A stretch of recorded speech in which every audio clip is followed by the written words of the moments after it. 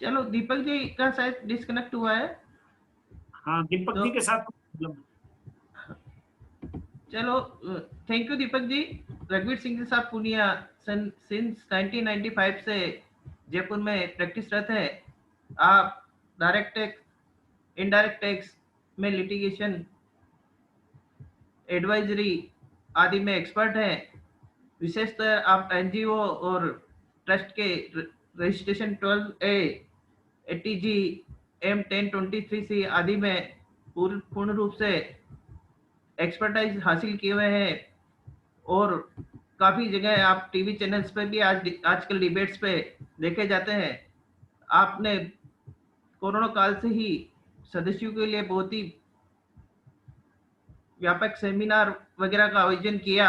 इन्होंने जुलाई में एक ड्राफ्टिंग स्किल्स के नाम से ग्रुप बनाकर नए जो युवा जुड़े थे उनको अपील्स वगैरह आदि ड्राफ्टिंग के बारे में विस्तृत प्रैक्टिकल जानकारी दी थी।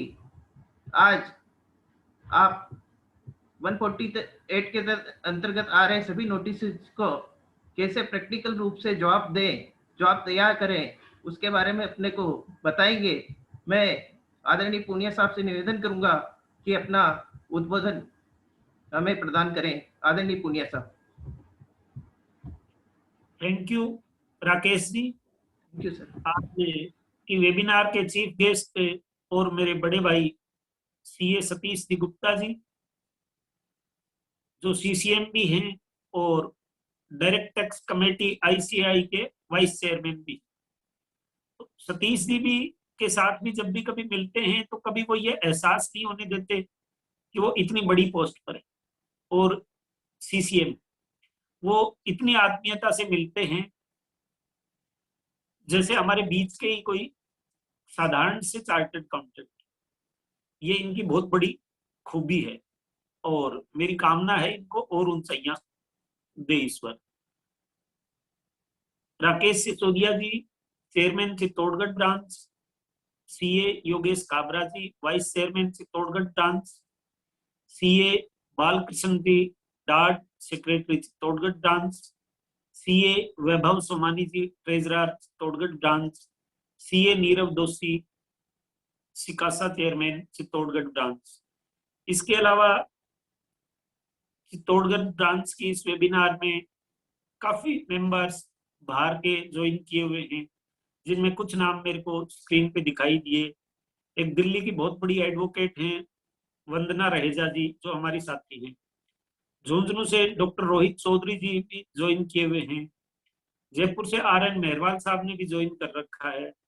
तो आज इस चित्तौड़ की जो भक्ति और शक्ति की जो धरा है उसके बारे में हमको इनवाइट किया है और उससे हमारा जो सम्मान बढ़ाया है उसके लिए मैं बहुत आभारी हूँ सतीश जी भाई साहब का और राकेश जी सिसोदिया जी का और ब्रांच के सभी एग्जीक्यूटिव्स का। आज 3-4 दिन पहले राकेश जी से बात हुई थी तो हमारा 17 तारीख का फिजिकल सेमिनार का प्रोग्राम बन गया था, लेकिन अचानक जिस तरह से घटनाएं घटी मन बहुत उदास था। आज सुबह से ही रात एक इनकम टैक्स के इंस्पेक्टर का कॉल आया मेरे पास कि भाई साहब कोई लखनऊ में आपकी जानकारी है क्या।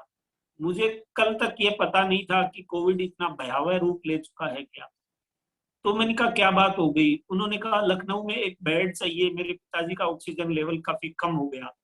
मैंने एक मेरा जर्नलिस्ट दोस्त है उसको कॉल किया लखनऊ में। उसने कहा भाई साहब लखनऊ में तो कोई बेड अवेलेबल ही नहीं है, आज अगर चीफ सेक्रेटरी कह दे तो भी कोई बेड अवेलेबल नहीं है। और चूंकि राजनाथ सिंह जी लखनऊ के सांसद हैं तो राजनाथ सिंह जी ने आर्मी को लगाकर और बहुत बड़ा कोई हॉस्पिटल वहां पर तैयार करवा रहे हैं। इतनी ज्यादा कैजुअलिटीज हो रही है। फिर मैं टीवी नॉर्मली देखता नहीं हूँ, मैंने यूट्यूब पे बनारस की रिपोर्ट्स देखी। 8-8 10-10 घंटे की डेड बॉडी के फ्यूनरल की वेटिंग चल रही है। और जैसा सतीश जी भाई साहब ने बताया कि हमें कोविड का ध्यान रखना है, हमारे परिवार का, हमारे साथियों का और पूरी सोसाइटी की हमारी बहुत बड़ी जिम्मेवारी है कि हम सरकार के साथ में और समाज में जो कोविड पीड़ितों की जो मदद कर सकते हैं वो करें और स्वयं का भी ध्यान रखें। अब आज का जो डिलीवरेशन है हमारा 148 के नोटिस, जैसा सतीश भाई साहब ने कहा कि 148 में आमूल चूल परिवर्तन हो गए, लेकिन चूंकि 148 की सेक्शन ऐसी है जो हमें करदाता की ओर से 148 की प्लानिंग नहीं करनी होती, हमारे लिए तो 148 एक आपदा होती है। 148 की प्लानिंग है वो असेसिंग ऑफिसर को करनी होती है, और जो नई सेक्शन है 148 वो उसके बाद में पिक्चर में आएगी। एक साल निकल जाएगा, उसके बाद में रेगुलर असेसमेंट चलेंगे, और जो कोई इनकम स्केप छूट जाएगी उनके लिए नई सेक्शन काम आएगी। तो अभी हमारे सामने इस टाइम जो बर्निंग इश्यू है वो पुरानी सालों के और पुरानी सेक्शन में जो 148 के नोटिसेज आ रहे हैं वो हमारे लिए आज का टॉपिक है। अभी एक साथ में जो हमारे प्रधानमंत्री जी ने भी कहा था कि आपदा में भी हमें अवसर ढूंढना चाहिए। अब हम घरों में रह रहे हैं तो हमें हमारे परिवार के साथ हमारा जीवन बिताना चाहिए, हमारा नॉलेज अपग्रेडेशन करना चाहिए। उसी तरह से अभी हमारी पिछली साल रेवेन्यूज काफी कम हो गई थी, लगभग खत्म हो गई थी, क्योंकि हमारे क्लाइंट्स की पेइंग कैपेसिटी भी नहीं थी। तो हम जो रेगुलर हमारे क्लाइंट्स का काम कर रहे थे, जब वो भी तकलीफ में है तो हम उनके साथ में हमें कोऑपरेट करना भी जरूरी है। ऐसे में 5 साल के 148 के नोटिसेज एक साथ आ रहे हैं। अब हम सभी जानते हैं कि अभी तक 6 असेसमेंट ईयर्स के नोटिसेज दिए जा सकते थे 148 के, और इस बार के फाइनेंस एक्ट में ये प्रावधान कर दिया गया कि अब मैक्सिमम 3 साल के 148 किए जा सकते हैं, 3 साल की रीओपनिंग हो सकती है। तो जो 3 साल को जो रिड्यूस हो गए, उन 3 साल के 148 की तैयारी इनकम टैक्स डिपार्टमेंट कर रहा है। एक साल, चौथा साल जो रेगुलर, एक साल रेगुलरली लैप्स होता है, 4 साल हो गए, और एक साल कोविड की वजह से जो नोटिस 31 मार्च 2020 को टाइम बार हो रहे थे वो एक्सटेंड हो गई डेट। तो अभी 30 अप्रैल 2021 को एक साथ 5 साल के 148 के नोटिसेज की डेट खत्म होने वाली है। आयकर विभाग ने लाखों की संख्या में 148 के नोटिसेज की तैयारी कर रखी है। कुछ 148 आ गए होंगे, क्योंकि जो डेट एक्सटेंशन का नोटिफिकेशन था वो 31 मार्च को भी काफी लेट नाइट में आया था, शायद 12 बजे के भी बाद जारी हो पाया था। उसमें कुछ लैंग्वेजेस वगैरह के इश्यू थे, तो काफी 148 जारी भी हो गए होंगे। लेकिन जो बच गए उनके लिए एक्सटेंडेड डेट 30 अप्रैल कर दी है, और हो सकता है 30 अप्रैल के बाद भी डेट कुछ और एक्सटेंड करनी पड़ जाए, जिस तरह से कोविड की पोजीशन है। हालांकि ये करदाता के लिए कोई बेनिफिशियल खुशखबरी नहीं है, लेकिन सरकार अपने ऑफिसर्स का भी ध्यान रखते हुए ऐसा कर सकती है। अब जो 148 के नोटिसेज आ रहे हैं उनमें जो जिन नोटिसेज में पैन अवेलेबल है वो सब नोटिसेज पोर्टल पर आ रहे हैं, ऑनलाइन नोटिसेज आ रहे हैं। लेकिन कुछ केसेज ऐसे भी हैं जिनमें इनकम टैक्स डिपार्टमेंट के पास में पैन अवेलेबल नहीं है, वो नोटिसेज मैनुअल भी सर्विस करवाए जा रहे हैं। तो हालांकि उनकी तादाद बहुत कम होगी, वो रेयरेस्ट टू रेयर हो। अब हमारे लिए प्रोफेशनल्स के लिए ये एक इश्यू है कि हम 148 के नोटिसेज को किस तरह से हैंडल करें। उसमें सबसे पहली बात यह है कि मैं पूरा सेक्शन 147 को मैं क्लोज बाय क्लोज नहीं ले रहा हूँ। 148 से लेकर 153 तक के प्रोविजन इसमें लगते हैं, तो उनको मैं क्लोज बाय क्लोज नहीं ले रहा हूँ। प्रैक्टिकली हमें जिस स्टेप, जो एक एक स्टेप वाइज स्टेप कैसे चलना है उसकी बात करेंगे हम, और जो जो उसमें जो क्लोजेज का, जो फ्रेजेज का रेफरेंस आएगा उनकी हम बात करते हुए चलेंगे। जो ही 148 का नोटिस आता है वो बड़ा सिंपल सा नोटिस होता है। उसमें लिखा हुआ होता है कि आप अपनी एक इनकम टैक्स की रिटर्न तैयार करें और 30 दिन के भीतर भीतर वो इनकम टैक्स की रिटर्न फाइल कर दें। कई बार क्या होता है कि टैक्स पेयर असेसी इसको बहुत ही लाइटली लेता है, वो सोचता है सिंपली टैक्स की रिटर्न फाइल करनी, और टैक्स रिटर्न की जो फीस होती है 1000 रुपए, 1500 रुपए, 2000 रुपए, 5000 रुपए, 10,000 रुपए, 11,000 रुपए, जो भी नॉर्मल टैक्स फाइलिंग की फीस कोई बहुत ज्यादा नहीं होती, वो सोचता है इतनी फीस लगेगी और वो कह देता है मेरी इनकम टैक्स की रिटर्न भर दो। लेकिन हमें उसमें ध्यान ये रखना होता है कि हमें असेसी के दबाव में आकर और उसके कहे अनुसार इनकम 148 के नोटिस के अगेंस्ट रिटर्न नहीं भरनी चाहिए। हमें उसमें सबसे पहले ये जानना चाहिए कि 148 के नोटिस के लिए इश्यू क्या है।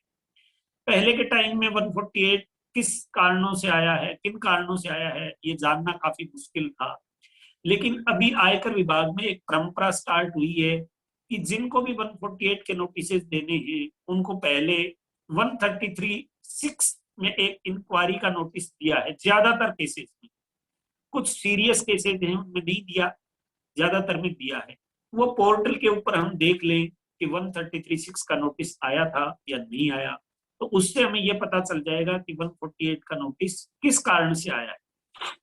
और उसका हमें पहले ही एक रफ ड्राफ्ट रिप्लाई तैयार कर लेना चाहिए आयकर रिटर्न फाइल करने से पहले, क्योंकि अदरवाइज तो हम रिटर्न फाइल करते हैं तो उसका असेसमेंट 143(1) में प्रोसेस हो जाती है। 98% रिटर्न, ज्यादा से ज्यादा 2% रिटर्न से वो 143(3) में स्क्रूटनी असेसमेंट होता है। लेकिन 148 के नोटिस का 100% स्क्रूटनी असेसमेंट होगा, 143(3) में असेसमेंट होगा, तो हम इसको टेकन एज ग्रांटेड नहीं ले सकते। असेसी के उस साल से जिस तरह से आईटीओ या असेसिंग ऑफिसर हमसे इंफॉर्मेशन मांगता है, वो सारी इंफॉर्मेशन क्लाइंट से हम पहले मांग लें और उनको हम एज ए आईटीओ के शू में पांव रख के उन सारी इंफॉर्मेशन को एग्जामिन कर लें, क्या क्या इश्यू आएंगे, क्या क्या एविडेंसेस इकट्ठे करने पड़ेंगे। ये काम फास्ट करें क्योंकि 30 दिन का टाइम बहुत कम होता है और हमारा जो टाइम है वो बैंक ऑडिट में बीत जाता है। अब की बार अच्छा है कि बैंक ऑडिट है वो हमारी निपट चुकी है करीब करीब, और 148 के नोटिसेस बाद में आएंगे, उनके लिए हमें हमारे पास 30 दिन का एक्स्ट्रा टाइम होगा। तो सबसे पहले जो कॉमन रीजंस की बात मैं कर रहा हूँ जिनकी वजह से 148 के नोटिसेज आते हैं, तो वो मेरे एनालिसिस के हिसाब से जो ज्यादातर जो 95% 148 के नोटिसेज आ रहे हैं उनके 7 कारण। पहला कारण है अकाउंट में कैश डिपॉजिट करवा दिया 2-4 लाख रुपए से ज्यादा, 2.5 लाख रुपए या जो भी minimum tax limit, minimum basic exemption की लिमिट से ज्यादा का कैश डिपॉजिट करवा दिया और आईटीआर फाइल नहीं की, तो उसके 148 का नोटिस आ सकता है। ये एक खास कारण। या कैश डिपॉजिट ज्यादा करवा दिया आईटीआर के डिसप्रपोर्शनेट में। सपोज आईटीआर भरी हुई है 3 लाख रुपए की और कैश डिपॉजिट करवा दिया 10 लाख रुपए का, तो आपको उस ग्राउंड पे 148 का नोटिस आ सकता है। क्योंकि सिंगल टाइम पर अगर 2 लाख से ज्यादा कैश डिपॉजिट होता है तो वो रिपोर्ट होता है, और अगर एग्रीगेट एक फाइनेंशियल ईयर पे हमने 10 लाख से ज्यादा टुकड़ों में भी सेविंग्स अकाउंट में कैश डिपॉजिट करवा दिया तो वो इनकम टैक्स में रिपोर्ट होता है। तो उसके आधार पर अगर कैश डिपॉजिट ज्यादा है और आपकी आईटीआर की इनकम कम है तो 148 का नोटिस आ सकता है। ये 2 कारणों से कैश डिपॉजिट का नोटिस आ सकता है, एक तो नॉन फाइलर के केस में, और एक फाइलर तो है लेकिन डिसप्रपोर्शनेट है इनकम और कैश डिपॉजिट, इनकी वजह से आ सकता है। अब कैश डिपॉजिट के अलग अलग कारण हो सकते हैं, कोई एग्रीकल्चरिस्ट हो सकता है, कई बार लोग लिखकर कॉन्ट्रैक्ट लेते हैं, तो कई सारे लोग मिलकर एक अकाउंट से डीडी बनवा लेते हैं, उसकी वजह से कैश डिपॉजिट हो जाता है। कई सारे कारण। तीसरा कारण है प्रॉपर्टी परचेज की है। अगर प्रॉपर्टी परचेज की है और आईटीआर फाइल नहीं की तो 148 का नोटिस आ सकता है। दूसरा, प्रॉपर्टी परचेज की है और रिटर्न इनकम है वो उसके प्रोपोर्शनेट में कम है। सपोज रिटर्न इनकम 3 लाख की है और प्रॉपर्टी 20 लाख की परचेज की है या 15 लाख की परचेज की है, तो 148 का नोटिस आ सकता है। चौथा कारण है आपने प्रॉपर्टी सेल की है और आईटीआर फाइल नहीं की, या प्रॉपर्टी सेल की है आईटीआर में कैपिटल गेन डिस्क्लोज नहीं किया। तीसरा कारण हो सकता है कि आपने प्रॉपर्टी सेल की है लेकिन कंसीडरेशन है वो उसकी रजिस्ट्रार की जो स्टाम्प ड्यूटी की वैल्यू है, जिसे हम राजस्थान में डीएलसी बोलते हैं, दिल्ली वगैरह में सर्कल रेट बोलते हैं, उससे कम पर हमारी प्रॉपर्टी सेल कर दी है और उसी पे हमने कैपिटल गेन की कैलकुलेशन कर ली, तो 148 का नोटिस आ सकता है। प्रॉपर्टी सेल के केस में 3 कारण हो गए जिनकी वजह से 148 का नोटिस आ सकता है। एक है आपने इन्वेस्टमेंट किया है, उससे जो रिटर्न आ रही है उसको डिस्क्लोज नहीं किया। जैसे एफडीआर का इंटरेस्ट है, आपने आईटीआर में डिस्क्लोज नहीं किया। म्यूचुअल फंड का इन्वेस्टमेंट है, उसको आईटीआर में डिस्क्लोज नहीं किया। कोई पोस्ट ऑफिस से एमआईएस की स्कीम है, उसकी इनकम को डिस्क्लोजर नहीं किया। या जो एफडीआर या शेयर्स में इन्वेस्टमेंट या म्यूचुअल फंड में इन्वेस्टमेंट है, वो हैवी अमाउंट है, आपकी इनकम के डिस्प्रपोर्शनेट है, या इनकम फाइल नहीं की, आईटीआर फाइल नहीं की, तो इसकी वजह से 148 का नोटिस आ सकता है। दो खास कारण हैं, जो कुछ अलग नेचर के व्यापारी हैं उनके 148 के नोटिसेज आ सकते हैं। उनके इवन अगर केस स्क्रूटनी में हुआ है तो भी दोबारा 148 आ सकता है, जो सरकार के खास टारगेट में हैं। ये तो हो गए नॉन कंप्लायंस इनोसेंट लोग। दो कैटेगरी ऐसी हो गई जिन्होंने बोगस कैपिटल गेन लिया है, सेक्शन 1038 का बेनिफिट लिया है। अब उन्होंने बोगस लिया है या नहीं लिया है, ये इन्वेस्टिगेशन का सब्जेक्ट है, लेकिन सरकार उसको बोगस कैपिटल गेन मानती है। जिन शेयर्स की प्राइसेज में कम टाइम में, एक साल में प्राइसेज 10 रुपए की बजाय 250 रुपए हो गई, एबनॉर्मल गेन आ गया, और उनके कुछ इन्वेस्टिगेशन में उनको उन्होंने फेक ट्रांजेक्शन पाया गया, उनको नोटिस दोबारा दे रहे हैं। एक हो गया शेयर प्रीमियम के केसेस, ये भी इसी तरह का एंट्री का मामला है, जिनके 148 के नोटिस आ गए। अब हमें हमारे क्लाइंट से 133(6) का नोटिस देखकर ये जज करना है कि किस कारण से इनके नोटिस आया होगा, या 133(6) का नोटिस नहीं आया तो हमें क्लाइंट से इंफॉर्मेशन मांगनी पड़ेगी, उसको ग्रिल करना पड़ेगा, उसके सारे के सारे बैंक स्टेटमेंट मंगवाने पड़ेंगे, उसका फॉर्म 26AS देखना पड़ेगा, और उससे पूछना पड़ेगा कि आपने कौन कौन सी प्रॉपर्टी परचेज की, कौन कौन सी प्रॉपर्टी सेल की। हो सकता है कि कोई प्रॉपर्टी उन्होंने as a power of attorney holder कोई ट्रांजेक्शन कर लिया हो, या कोई उनके नाम का किसी दूसरे ने मिसयूज कर लिया हो, कोई भी कारण हो, उसको ठीक से जिस तरह से आईटीओ या असेसिंग ऑफिसर उसको एग्जामिन करता है, उस तरह से एग्जामिन करके हमें यह आइडेंटिफाई करना चाहिए कि किस रीजन से 148 का नोटिस आया होगा। और 95% केसेस में हमें रीजंस का पता लग जाएगा।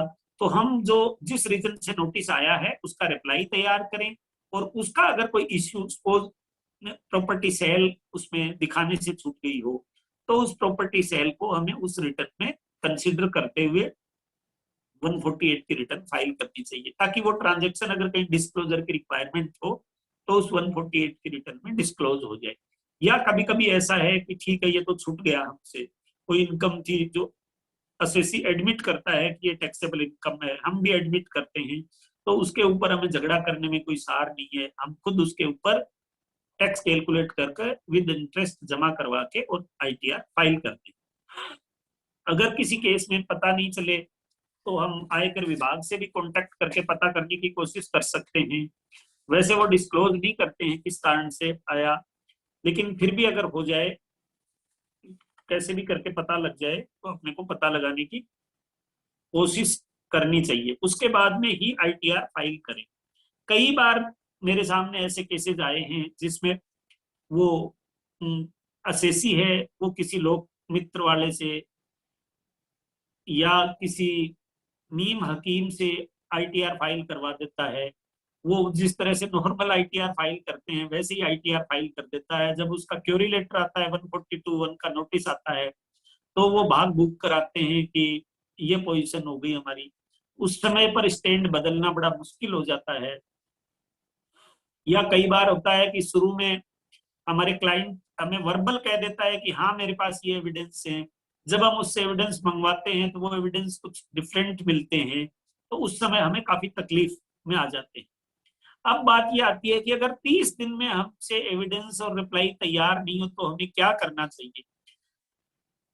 इसमें अलग अलग ओपिनियन है। मेरी ओपिनियन ये रहती है कि अगर हमारा रिप्लाई तैयार नहीं हो, हमें क्लाइंट का इश्यू ठीक से एग्जामिन नहीं कर पाए हो, तो हमें 30 दिन की जो डेट है वो एक्सटेंड करने के लिए असेसिंग ऑफिसर को रिक्वेस्ट करनी चाहिए कि हम आईटीआर तैयार करने में हमें कुछ समय लग रहा है, या थोड़ा सा स्ट्रॉन्ग सा कोई भी रीजन बनाकर एक एडजर्नमेंट, एक एक्सटेंड करने की रिक्वेस्ट कर लेनी चाहिए, और जल्दी से जल्दी उनसे एविडेंसेस इकट्ठे करके और रिप्लाई तैयार करें, और फिर उसकी आईटीआर तैयार करें 148, इसको टेकन एज ग्रांटेड नहीं ले, और फिर आईटीआर फाइल करें। ये यहां तक की बात हो गई आईटीआर फाइल करने। अब थोड़ा सा हल्का सा मैं एविडेंसेस की बात कर लेता हूं अभी इसी लेवल पे कि किस टाइप के केसेस में क्या एविडेंसेस हो सकते हैं। जैसे कैश डिपॉजिट का है, बहुत बार ऐसा होता है कि टैक्स पेयर है या क्लाइंट है, वो हमें पूरी बात नहीं बताता। उसका कारण ये होता है कि टैक्स पेयर को ये पता ही नहीं है कि कौन सी बात उसके फायदे की है, कौन सी बात उसके नुकसान की है। वो ये सोचता है कि पता नहीं, मैं बता दूंगा तो मर जाऊंगा, आयकर विभाग वालों को हो सकता है पता हो या नहीं हो, लेकिन हमें उसको ग्रिल करके पूछना ही पड़ता है। जैसे फॉर एग्जाम्पल मैं एक लाइव एग्जाम्पल बताता हूँ। एक एसएससी को 148 आया, उसके अकाउंट में 25 लाख रुपए का कैश डिपॉजिट था। तो मैं उसको पूछता रहा कि ये कैश डिपॉजिट आपने कहाँ से आया, क्योंकि कैश कोई घर पे तो पैदा होता नहीं है किसी के। अगर 25 लाख का कैश डिपॉजिट है तो कोई ना कोई तो उसके एक्चुअल सोर्सेज होते हैं। तो वो इधर उधर टालता रहा। फिर मैंने उसको थोड़ा स्ट्रिक्टली पूछा और मना किया कि भाई अगर आप आपके एक्चुअल सोर्स नहीं बताओगे तो मैं आपका केस हैंडल नहीं कर सकता। तो उसने बताया कि साहब मेरे को मरवा मत देना, मैंने एक ट्रांजेक्शन और भी किया था। क्या ट्रांजेक्शन किया था? तो उसने कहा मैंने एक प्रॉपर्टी सेल की थी जो मैंने कैश में सेल कर दी, और उस प्रॉपर्टी की जो सेल प्रोसीड्स आई वो मैंने इस अकाउंट में डिपॉजिट करवा दी। अब मैंने उस मेरी सेल को कैपिटल गेन दिखाया नहीं, तो मेरा वो ट्रांजेक्शन और पकड़ा जाएगा तो मैं मर जाऊं। अब उसको ये पता नहीं था कि वो दूसरा ट्रांजेक्शन पहले ट्रांजेक्शन के लिए सपोर्ट करेगा। अगर वो नहीं बताएगा तो उसके 25 लाख रुपए पूरी की पूरी इनकम जुड़ जाएगी, अनडिस्क्लोज सोर्सेज से जुड़ जाएगी, 115 बीबीई लग जाएगी। लेकिन जो ही उसने मेरे को सेल के बारे में बताया तो उसकी कॉस्ट ऑफ एक्विजिशन का बेनिफिट मिलेगा, कॉस्ट ऑफ इंप्रूवमेंट का बेनिफिट मिलेगा, और कैपिटल गेन का जो बाद में कहीं इन्वेस्टमेंट किया उसका भी बेनिफिट मिल जाएगा। उसको ये पता ही नहीं था कि ये उसके बेनिफिट की चीज है। तो हमें उसका ठीक से सबसे पहला काम ये होता है कि हम उससे रियलिटी पूछें कि ये कैश डिपॉजिट आपने किस कारण से करवाया, कहाँ से आया। हमें हमारा हाइपोथेटिकल जवाब तैयार नहीं करना चाहिए। क्लाइंट जो सच, क्लाइंट से पहले सबसे पहले सच उगलवाना चाहिए कि सच्चाई क्या है। जो ही वो सच्चाई बताएगा हमें तो उसमें से ही हमें हमारा रिप्लाई की एक रोशनी की किरण जो नजर आती है वो नजर आएगी कि इसको हम किस तरह से डिफेंड कर सकते हैं ताकि जिसके टैक्स लाइबिलिटी ना आए या फिर मिनिमम टैक्स लाइबिलिटी आए। जो ये मैंने एक कैश डिपॉजिट का मेरा एक्चुअल केस बताया। तो वैसे ही जब कैश डिपॉजिट होता है, क्योंकि 25 लाख रुपए किसी के भी घर में एक दिन में नहीं होते। इवन यहां तक है कि अगर उसने गलती से कैश उधार भी ले लिया, 269 का वायलेशन भी कर दिया, तो भी हम अगर जेन्युइन कॉज है तो वो पेनल्टी बच जाएगी हमारी। लेकिन हमें हकीकत के इर्द गिर्द ही कोई रास्ता ढूंढना चाहिए उसको डिफेंड करने का और आईटीआर फाइल करने का। कैश डिपॉजिट में हो सकता है उसके एग्रीकल्चर इनकम हो सकता है प्रॉपर्टी सेल की हो सकता है उसने कुछ लोगों से उधार पैसा लिया हो, या कोई हो सकता है अनरजिस्टर्ड अनडिक्लेयर्ड पार्टनरशिप की हो। जैसे लिकर कॉन्ट्रैक्टर के केसेस में होता है बहुत सारे। कोई आदमी होता है वो 10-12 लोगों को इकट्ठे कर लेता है कि अपन सब अपने अपने नाम से 10 नामों से हम लॉटरी डालेंगे और 10 नाम में से किसी के नाम से भी निकल जाएगी तो उसको हम कॉमन पूल बनाकर एक तरह से लाइक एओपी, जो एक लिकर कॉन्ट्रैक्टर में एओपी का कॉन्सेप्ट चलता था, तो उसको डिफरेंस किया जा सकता है। हो सकता है किसी ने कोई अपनी एग्रीकल्चर लैंड बेची हो सकता है किसी ने कोई प्रॉपर्टी बेची हो तो उसमें ओन मनी ले लिया हो, 2 नंबर का पैसा ले लिया हो ऊपर का। तो उसी को अकॉर्डिंगली एक्चुअल ट्रांजेक्शन, सबसे पहला काम है एक्चुअल ट्रांजेक्शन को जानना, उसके अकॉर्डिंगली ही उसको हम डिफेंड करेंगे, आईटीआर तैयार करेंगे। ये फॉर एग्जांपल कैश डिपॉजिट के जवाब के लिए हो गया। और एक में खास करके आप चित्तौड़गढ़ हो, चित्तौड़गढ़ अच्छी फर्टाइल बेल्ट है, चित्तौड़गढ़ में गन्ना भी बहुत अच्छा होता है, और एग्रीकल्चरिस्ट लोग कैश डिपॉजिट करवा देते हैं। मेरे सामने इस तरह के केसेस बहुत हैंडल करता हूं मैं, कैश डिपॉजिट के और कैपिटल गेन के केस सबसे ज्यादा आते हैं मेरे पास।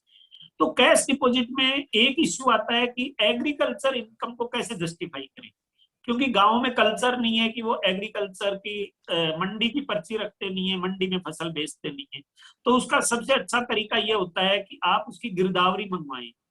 गिरदावरी में ये आ जाएगा कि यील्ड कितनी होती है, पर हेक्टेयर आपको यील्ड मिल जाएगी। गिरदावरी में ये मिल जाएगा कि उस लैंड होल्डिंग में कौन सी क्रॉप कल्टीवेट की है उसने, कितने एरिया में। सपोज किसी के पास में 10 बीघा जमीन है, या 10 बीघा को हम यूं कहें 2.5 हेक्टेयर जमीन है, तो 2.5 हेक्टेयर में से जो पटवारी का जो गिरदावरी निकलवाएंगे, तो उस गिरदावरी में लिखा हुआ मिलेगा कि इसमें 1 हेक्टेयर में गन्ना बोया, 1 हेक्टेयर में कपास बोई, आधी हेक्टेयर में अफीम बोई, जो भी उसके अंदर एक्चुअल फसल कल्टीवेट की है उसकी डिटेल लिखी हुई मिल जाएगी।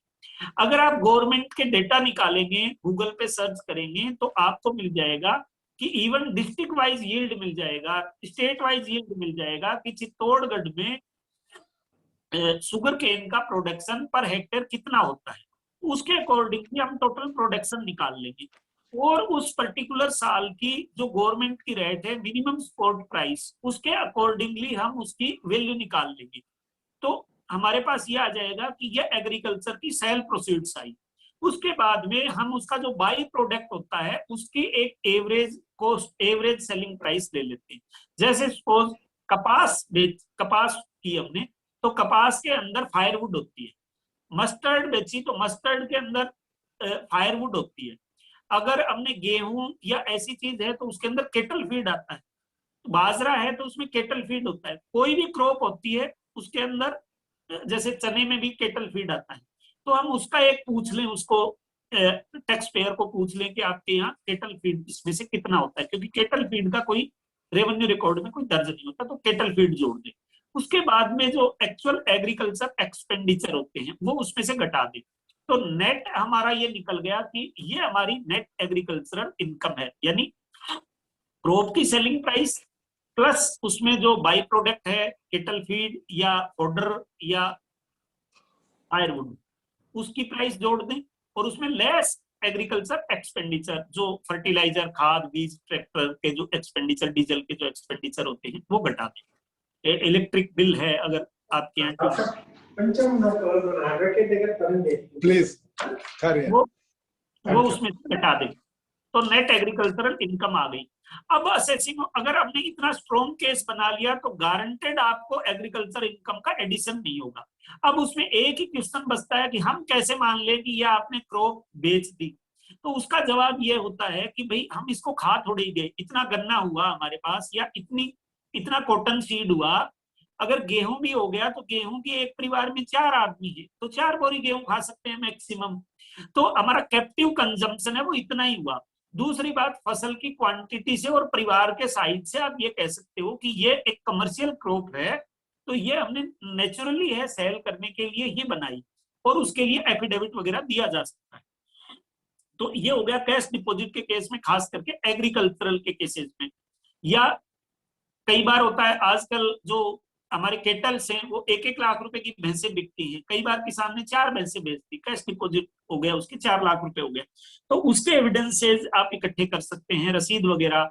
अगर रसीद नहीं है तो एफिडेविट की फॉर्म में उनके एविडेंसेस इकट्ठे किए जा सकते हैं, कि 2 लोगों के आप एफिडेविट करवा दें कि हमारे सामने ये इतने की भैंस बिकी थी इसकी। केटल फीड के केस में आंध्र कृष्णा डेयरी का एक जजमेंट है आंध्र प्रदेश हाई कोर्ट का, कि जो पशु आपके घर में पैदा हुआ वो पशु आपने सेल आउट किया है, बशर्ते कि वो स्टॉक इन ट्रेड नहीं होना चाहिए। जैसे भेड़ बकरियां होती हैं वो खुद बेचने के लिए होती है, that is stock in trade. अगर जो केटल्स हमारे एज ए कैपिटल एसेट रखे जाते हैं उसको अगर हम सेल करते हैं और वो घर में ही पैदा हुआ है तो उसकी कॉस्ट ऑफ एक्विजिशन असर्टेनेबल नहीं होती, तो इसमें कैपिटल गेन का कैलकुलेशन मैकेनिज्म फेल हो जाता है, तो वो हमारी टैक्सेबल इनकम नहीं होती, तो उसको हम डिफेंड कर सकते हैं। ये कैश डिपॉजिट के कुछ मेरे एग्जांपल्स मैंने बता दिए। उसके अलावा प्रॉपर्टी परचेज में भी कोई कैश जनरेशन का मामला आता है कि कैश कहाँ से आया। चेक आ गया तो कोई दिक्कत ही नहीं है, आप सोर्सेज क्लियर कट बता दोगे। यानी cash deposit, heavy cash deposit और प्रॉपर्टी परचेज, ये तीनों के तीनों कैश जनरेशन का ही मामला है कि कैश कहाँ से जनरेट हुआ। या हमने कहीं कैश में उधार ले लिए तो हमें 269 हिट होगी, तो लेट हिम फेस, अगर रीजनेबल कोज होगा तो हम उसको बचा लेंगे। कई बार रिटायर्ड आदमी है उससे उधार पैसे ले लिए, उसको पता नहीं होता, वो कैश निकलवा कर दे देता है। अब आ गया प्रॉपर्टी सेल। प्रॉपर्टी सेल में कैपिटल गेन में फिर वही दिक्कत आती है कि सेल तो हो गई लेकिन कॉस्ट ऑफ एक्विजिशन के प्रूफ नहीं होते कई बार हमको। तो जहां कॉस्ट ऑफ एक्विजिशन का प्रूफ नहीं होता वहां पर हम उस डेट की डीएलसी यूज कर सकते हैं जिस डेट को खरीदी। कई बार कच्चे के कागज होते हैं गांव के अंदर, स्टाम्प पेपर पे 10 रुपए के स्टाम्प पेपर पे खरीद ली। या कई बार ऐसा होता है जो प्रॉपर्टी पे कंस्ट्रक्शन किया उसके एविडेंसेस नहीं होते, तो हम कंस्ट्रक्शन के लिए हमें फर्जी एविडेंसेस बनाने की जरूरत नहीं होती, हम वैल्यूअर का सर्टिफिकेट बना ले। और अगर हमारा जो कॉन्ट्रैक्टर किसी से कॉन्ट्रैक्ट किया तो उसको आज की डेट में लिखवा लें कि हमारा वर्बल कॉन्ट्रैक्ट था और मैंने इतने रुपए में इनका ये कंस्ट्रक्शन किया था। आज की डेट में उसका एक स्टेटमेंट रिकॉर्ड करवा लें, एफिडेविट दे दें। इस तरह के एविडेंसेस तैयार किए जा सकते हैं। कई बार हम कोई जमीन लेते हैं, कोई प्लॉट बेचते हैं, तो उसके ऊपर गड्ढे होते हैं, तो उसके अंदर हम ट्रॉली वगैरह से वो गड्ढे भरवाने के लिए उसके अंदर मिट्टी फिलिंग करते हैं, उसके बिल तो हम रखते नहीं। तो वो जो ट्रैक्टर वाला था जिससे हमने 10 साल पहले मिट्टी फिलिंग करवाई थी, उससे आज की तारीख में हम कंफर्मेशन ले सकते हैं, उसका एफिडेविट ले सकते हैं। एक उससे आज की तारीख में बनवा सकते हैं कि मैंने इस रेट से ये काम किया है, बाउंड्री वाल बनवाई। इनके हमें एविडेंसेस इकट्ठे करने पड़ेंगे। ये हो गया प्रॉपर्टी सेल के केस में। फिक्स डिपॉजिट के केस में एविडेंसेस मिल जाएंगे, म्यूचुअल फंड इन्वेस्टमेंट पे मिल जाएंगे। बोगस कैपिटल और शेयर प्रीमियम पर मैं ज्यादा डिस्कशन नहीं करूंगा, वो ज्यादातर केसेस स्टालवार्ट चार्टर्ड अकाउंटेंट्स के पास आते हैं, they are enough competent to handle these cases. तो ये हो गया आईटीआर तैयार करने के लिए जो एविडेंसेस तैयार हमको कैसे करने, और उसके बाद में हम आईटीआर तैयार करके आईटीआर फाइल कर देते हैं। अब सेकंड स्टेप आता है आईटीआर फाइल करने के बाद में, चूंकि जो बाद का प्रोसेस होता है 142(1) के नोटिस का रिप्लाई तैयार करना, मेरा अनुभव ये रहा है कि जब हमने पहले से 142(1) का नोटिस आएगा उसकी डिटेल तैयार कर ली तो हम बहुत ही कंफर्ट पोजीशन में रहते हैं और हम क्लाइंट को गाइड भी कर सकते हैं कि आपको हम इतने रिलीफ दिलवा देंगे, मिनिमम इतना टैक्स तो आपको देना पड़ेगा क्योंकि आपका केस बहुत वीक है या स्ट्रोंग है। अब हमें आईटीआर फाइल करने के बाद में जो सतीश जी भाई साहब ने रीजन टू बिलीव और असेसिंग ऑफिसर कौन है, जूरिस्डिक्शन कौन है, टेक्निकलिटीज पर आएंगे हम कि टेक्निकल जो इन्होंने बताया, जीके एंड ड्राइव शाफ्ट का केस क्या करना है, जीके एंड ड्राइव शाफ्ट की कंप्लायंस कैसे करवानी है, उसको कैसे डिफेंस में लेना है। आईटीआर फाइल करने के बाद में पहला स्टेप हमारा ये होगा कि हम रीजंस की कॉपी मांगेंगे। पहले तो हम क्या करते थे कि जो आईटीओ होता था वो हमारा दोस्त होता था, रोजाना मिलते जुलते थे, तो वो हमें कई बार मना कर देता था या हम शर्म के मारे नहीं मांग सकते थे। अब जो चूंकि फेसलेस प्रोसीडिंग्स हो गई, तो फेसलेस प्रोसीडिंग्स में हमें इस अपॉर्चुनिटी का फायदा उठाना चाहिए। और अब हमारे लिए कोई दोस्त नहीं है क्योंकि जो असेसिंग ऑफिसर है उसका चेहरा हमें नहीं दिख रहा है। हमें भी बिल्कुल तटस्थ भाव से, दृष्टा भाव से, जो गीता में कहा गया है कि आप दृष्टा भाव से अपना कर्म करिए, तो अब हमें इस पे कोई हेजिटेशन करने की जरूरत नहीं है। वो टाइम चला गया जब हमें आईटीओ की शर्म आती थी या डर लगता था कि इसी आईटीओ से हम कैसे उलझ रहे हैं, क्योंकि जो एविडेंसेस देना मांगना तो उसकी ड्यूटी थी, या उल्टा हो रहा था कि हम उससे इंफॉर्मेशन मांग रहे थे कि आपने क्या किया बॉस बताओ, तो उसके अहम को ठेस पहुंचती थी। तो अब किसी के भी अहम को ठेस नहीं पहुंचेगी, आप खुल के बिंदास रीजंस की कॉपी मांगे। जो ही रीजंस की कॉपी नहीं मिलती उससे पहले आपको कोई जवाब नहीं देना, आप रिमाइंडर दें। और अगर फिर भी नहीं मिल रही तो आप इसको डिफेंस में काम में लें। नहीं दे रहा तो अपने को उससे लड़ाई करके रीजंस की कॉपी लेने की कोई जरूरत नहीं है, क्योंकि इसका हमें आगे अपील में बेनिफिट मिलेगा। अपन ने अपनी कोशिश कर ली, अपना बर्डन डिस्चार्ज कर दिया, रीजंस की कॉपी मांग ली। अब जो ही पहला हम ये मानकर चल रहे हैं रीजंस की कॉपी उन्होंने दे दी, रीजंस की कॉपी अपने को मिलते ही इमीडिएटली हमें ऑब्जेक्शन फाइल करना है कि आपका 148 का नोटिस है, उसको चैलेंज करना है। फिर मैं वही बात रिपीट करूंगा, पहले हम 148 का notice challenge rarest to rare cases में करते थे, जहां हमारी मेरिट बिल्कुल ही वीक होती थी कि कोई डिफेंस होगा ही नहीं, वहीं पर हम 148 के नोटिस को चैलेंज करते थे, ऑब्जेक्शन फाइल करते थे। लेकिन अब हमको बाय डिफॉल्ट हर केस में ऑब्जेक्शन फाइल करने ही करने। ऑब्जेक्शन दो तरीके के होंगे, पहले ऑब्जेक्शन होंगे फैक्चुअल ऑब्जेक्शन, दूसरे होंगे लीगल ऑब्जेक्शन। क्योंकि इनकम टैक्स डिपार्टमेंट को 5 मार्च से पहले 148 के लिए तैयारी करने का कोई टाइम नहीं था। अचानक all of sudden income tax department के पास इंस्ट्रक्शंस आए कि आपको 148 के नोटिसेस देने हैं। तो उनके 148 के नोटिसेस में फैक्चुअल मिस्टेक्स मिलेंगी आपको। आप उसके अंदर जो लिखी हुई बातों को 1 बाय 1 पढ़ेंगे तो आपको उसमें से कई सारी फैक्चुअल मिस्टेक मिलेगी। कई बार आपने आईटीआर फाइल की है, वो लिखेगा आपने आईटीआर फाइल नहीं की, और भी कई फैक्चुअल मिस्टेक मिलेगी जो मैं अभी आपको एक्सप्लेन नहीं कर सकता क्या मिलेगी, लेकिन कुछ भी मिल सकती है। फैक्चुअल मिस्टेक मिलती है, ये इट इज कॉमन। और इतनी जल्दबाजी में काम करते हैं तो गलतियां होना मानव का स्वभाव है। लेकिन हमें हमारी ताकत का इस्तेमाल करना है और सामने वाले की वीकनेसेस का इस्तेमाल करना है, क्योंकि ये जंग है एक तरह से, और जंग में सब जायज है। तो उसकी कमियां देखनी है कि उसने अपने जो रीजंस रिकॉर्ड किए हैं उनमें क्या क्या मिस्टेक्स की। उसके बाद फैक्चुअल मिल गए, उसके बाद में लीगल क्या क्या मिस्टेक्स की। तो लीगल मिस्टेक्स के मैं 10-12 एग्जांपल्स हैं, उनकी मैं बात करूंगा, क्योंकि GK and drives of case की प्रोसीजर यही है कि पहले आप आईटीआर फाइल करेंगे, आईटीआर फाइल करने के बाद में आप रीजंस की कॉपी मांगेंगे, रीजंस की कॉपी के बाद में आप ऑब्जेक्शन रेज करेंगे, ऑब्जेक्शन रेज करने के बाद में असेसिंग ऑफिसर के ऊपर बर्डन आ गया कि वो ऑब्जेक्शन को स्पीकिंग ऑर्डर राइटिंग में डिस्पोज ऑफ करेगा। और जहां जहां वो गलती करेगा तो अपने को खुश होना है। बहुत सारे लोग कहते हैं वो डिस्पोज ऑफ नहीं करता, अरे नहीं करता तो वो अपना फायदा कर रहा है आगे के लिए, अच्छी बात है, उसको गलतियां करने दो जितनी कर रहा है उतनी। हमें हमारे राइट का इस्तेमाल करना है, मांगना है, मांग लिया। अगर वो रीजन दे देते हैं तो सॉरी ऑब्जेक्शन को वो डिस्पोज ऑफ कर देते हैं तो अब हमें आगे बढ़ना है। और अगर वो रीजंस को डिस्पोज ऑफ नहीं करते तो बहुत अच्छा। अगर उन्होंने बिना रीजन को डिस्पोज ऑफ किए सेक्शन 143(2) का नोटिस दे दिया और प्रोसीडिंग स्टार्ट कर दी तो हमें खुश हो जाना चाहिए कि उन्होंने एक लैब से छोड़ दिया। अगर हमारे अगेंस्ट डिसीजन हो जाएगा तो हमें आगे काम आएगा। अब हम लेते हैं कि रीजंस को डिस्पोज ऑफ तो कर दिया लेकिन हम संतुष्ट नहीं है, तो हमें क्या करना चाहिए। अब हमारे पास दो विकल्प है। अगर कोई केस बड़ा है और अगर हमारा असेसी लिटिगेशन की कॉस्ट अफोर्ड कर सकता है तो हम उस ऑब्जेक्शन के खिलाफ सीधे हाई कोर्ट में रिट लगा सकते हैं। लेकिन ये मैं सबके लिए नहीं कह रहा, कुछ एक्सेप्शनल केसेस होते हैं जो असेसी लिटिगेशन की कॉस्ट बियर कर सकते हैं, तो उस केसेस में हमें रिट जुरिस्डिक्शन इन्वोक कर सकते हैं। लेकिन ऐसे केसेस होते हैं 100 में से 1-2, 90-99% को आगे असेसिंग ऑफिसर 143(2) का नोटिस देगा और उसके अकॉर्डिंगली हमको आगे उनको रिप्लाई फाइल करनी है। रिप्लाई में हमें चिंता की जरूरत नहीं है, रिप्लाई हमने पहले से तैयार कर रखी। अब जो लीगल ऑब्जेक्शन क्या क्या हो सकते हैं उसकी मैं चर्चा कर रहा हूं आपसे।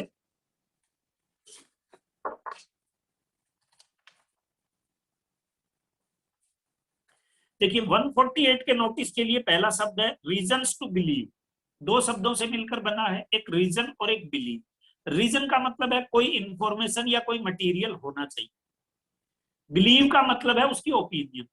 रीजन सफिशिएंट हो या नहीं हो या कमजोर हो तो चलेगा, उसकी गहराई में हाई कोर्ट सुप्रीम कोर्ट कोई नहीं जाता। वो कहते हैं but there must be reason, there must be any piece of information, और उसका बिलीफ होना चाहिए, फॉर्मेशन ऑफ बिलीफ।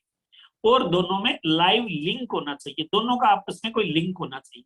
ये चीज कोई भी कोर्ट एग्जामिन नहीं कर सकता कि उसका बिलीफ सफिशिएंट था नहीं था, लेकिन दो चीजें होनी चाहिए, reason to believe, sorry reasons और बिलीव। और अब तो हमें, अगर हमें लग रहा है कि हमारा ऑब्जेक्शन कमजोर है तो भी हमको डरना नहीं चाहिए, हमको तो ऑब्जेक्शन फाइल करना है, लेट हिम डिसाइड वो कितना उसको डिस्पोज ऑफ करता है। तो जहां हमें तो जो भी ऑब्जेक्शन मिल जाए वो फाइल करना है, पॉइंट टू पॉइंट, नंबर 1 ये गलती है, नंबर 2 ये गलती है, नंबर 3 ये गलती है, 5, 7, 10 पॉइंट जितने आप बना सकते हैं ऑब्जेक्शन के लिए उतने ऑब्जेक्शन आप रेज करें। तो एक तो ये हो गया कि रीजंस नहीं है या रीजन ठीक नहीं है, हम ये कहेंगे ये मटेरियल ही नहीं था आपके पास या ये बिलीफ नहीं था।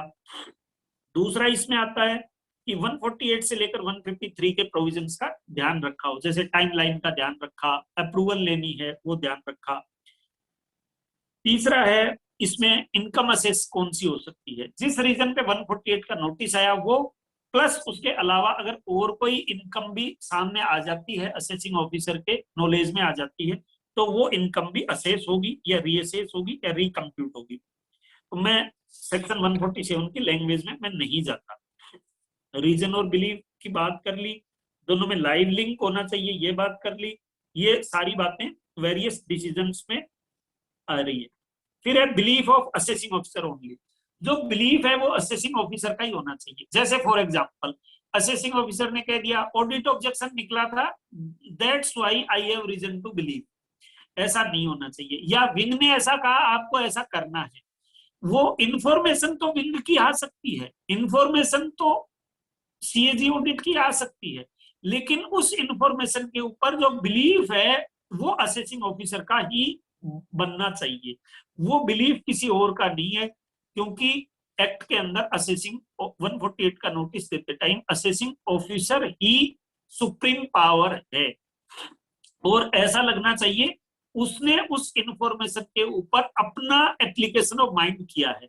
अगर आपको कहीं भी ऐसा लगता है कि उसने किसी दूसरे के डायरेक्शन में या प्रभाव में काम किया है उस रीजन को देखने में, तो आपको उसको चैलेंज करना चाहिए कि ये बिलीफ है, फॉर्मेशन ऑफ बिलीफ है, ये असेसिंग ऑफिसर का नहीं है, ये किसी थर्ड पर्सन का है, ऑडिटर सीएजी ऑडिट का है या विंग का है या और किसी का भी है।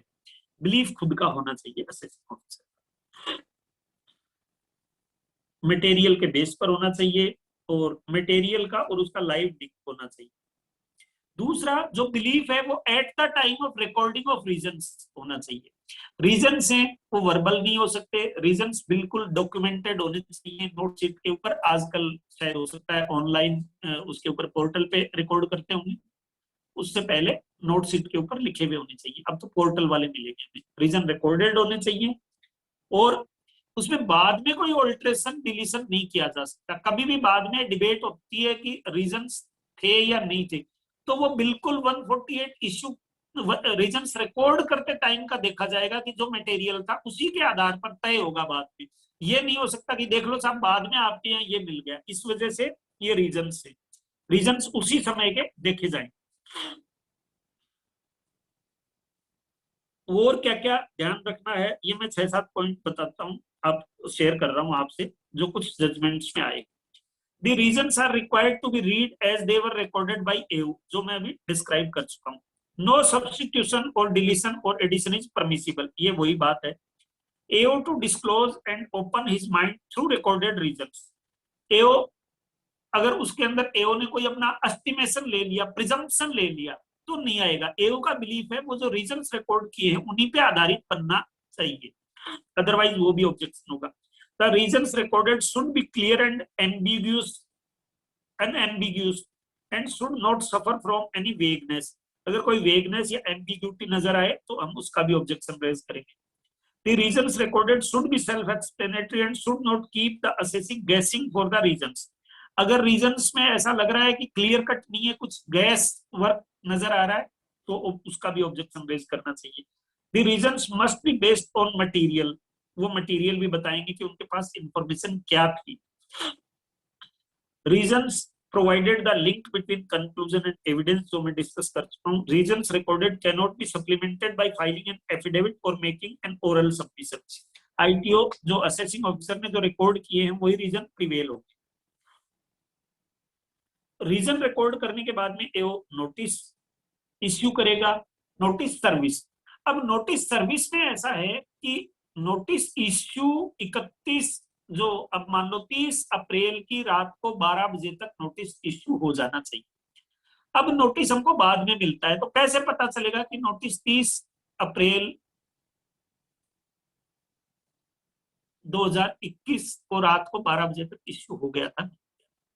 तो जो ऑनलाइन नोटिस इश्यू होंगे पोर्टल पे, तो हमें अगले दिन सुबह पहले हमारी पोर्टल को चेक करनी है, जिस दिन भी ये डेडलाइन खत्म हो हमारे एसएससीज की, कि किसी में 148 का नोटिस आया है या नहीं आया है।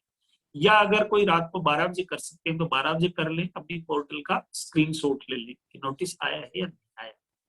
क्योंकि कुछ केसेस में ऐसा हुआ है डिपार्टमेंट ने अपनी उस पे पोर्टल पे पुश कर दिया लेकिन एसएससी को डिस्प्ले नहीं हो रहा है, तो वो डिबेटेबल इश्यू है, अभी डिसाइड होगा। अपने यहाँ एक राजस्थान हाई कोर्ट का एक जजमेंट, एक राजस्थान हाई कोर्ट में लिटिगेशन चल रहा है, Amit Gupta HUF versus ITO ward 6-3, अभी फाइनल डिसाइड नहीं हुआ। उसमें कुछ इंटरिम ऑर्डर्स भी पास हो गए।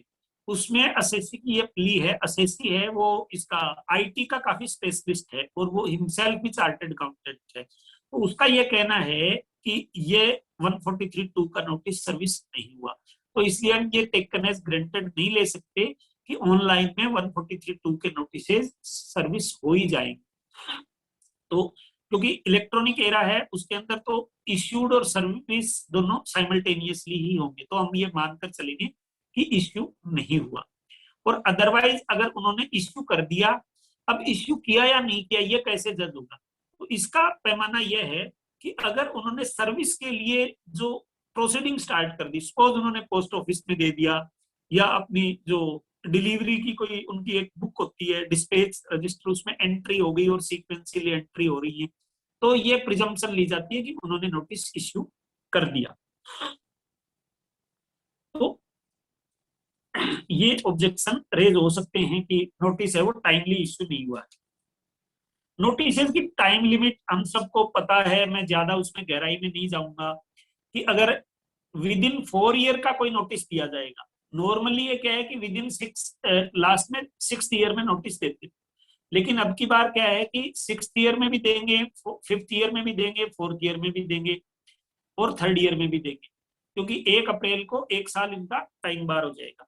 तो जो 4 ईयर तक के नोटिस होंगे उनमें ज्वाइंट कमिश्नर या एडिशनल कमिश्नर की अप्रूवल जरूरी है, और 5th और 6th ईयर के जो नोटिस होंगे उनमें कमिश्नर, प्रिंसिपल सीआईटी या चीफ कमिश्नर की अप्रूवल है वो जरूरी है। अगर वो अप्रूवल नहीं ली गई है तो ये भी एक नोटिस को जो चैलेंज करने का एक ग्राउंड बन जाएगा कि अप्रूवल नहीं ली, या जो एक्ट में लिखा है उससे किसी सुपीरियर अथॉरिटी की अप्रूवल ले ली तो भी 148 का ग्राउंड बन जाता है। जो एक्ट में लिखा हुआ है उसी अथॉरिटी की अप्रूवल होनी चाहिए, नहीं ली तो भी बन जाएगा। अब मैं आगे केस लो बताऊंगा आपको। अगर अप्रूवल देते टाइम उन्होंने लिख दिया यस सिंपली, तो इसको मैकेनिकल अप्रूवल माना जाएगा, और इसको सुप्रीम कोर्ट ने गोयन का लाइन स्टोन या ऐसा कुछ जजमेंट है एमपी हाई कोर्ट का, और उसके बाद में सुप्रीम कोर्ट का, एमपी हाई कोर्ट का अर्जुन सिंह का जजमेंट था और गोयनका का सुप्रीम कोर्ट का जजमेंट था, जिसमें यह कहा है कि simply yes I satisfied the mechanical approval है, तो इसको चैलेंज किया जाना चाहिए। हम इस लेवल पे ये नहीं सोचना चाहिए कि एओ मानेगा या नहीं मानेगा, हम जानते हैं एओ तो नहीं मानेगा, हम एओ की गलती निकाल रहे हैं, एओ कैसे मानेगा, लेकिन हमें ऑब्जेक्शन रेज करना चाहिए। आगे जाकर अगर लिटिगेशन आगे बढ़ता है तो हम उस केस में ये हमारे काम आएंगे ऑब्जेक्शन। दूसरा, अगर कोई केस स्क्रूटनी में हुआ है तो और 6 साल का ओपन हो रहा है, 5वीं और 6ठी साल का हो रहा है, तो उसमें जो कंडीशन जरूरी है वो है assessee has not disclosed fully and truly all material facts necessary for his assessment. यानी अगर असेसी ने 5वें और 6ठे ईयर में कोई स्क्रूटनी हुआ केस दोबारा रीओपन हो रहा है, तो उस केस में असेसिंग ऑफिसर को यह लिखना पड़ेगा कि assessee has not disclosed fully and truly all material facts and necessary for his assessment for that assessment year. ये असेसी ने कौन सा फैक्ट जो असेसमेंट के लिए नेसेसरी था वो फुल्ली और ट्रूली डिस्क्लोज नहीं किया, ये नहीं लिखेगा तो ये भी एक ऑब्जेक्शन रेज हो जाएगा। और लिखा है तो फिर हम ये ऑब्जेक्शन रेज करेंगे कि नहीं ये गलत लिखा है, हमने ट्रूली एंड फुल्ली डिस्क्लोजर सारे फैक्ट कर दिए थे, यानी उस दिन हमारे वो काम आएगा जो 143(3) स्क्रूटनी के असेसमेंट पे असेसिंग ऑफिसर ने जो क्यूरी लेटर दिया था और उसका जो हमने रिप्लाई दिया था, वो दोनों काम आएंगे कि ये देखो जो इन्फॉर्मेशन उन्होंने मांगी थी हमने वो सब information they the. That means disclosed fully and truly all material facts necessary for his assessment, तो उसको चैलेंज किया जा सकता है। अब और जिस ग्राउंड पे हमें ऑब्जेक्शन रेज कर सकते हैं,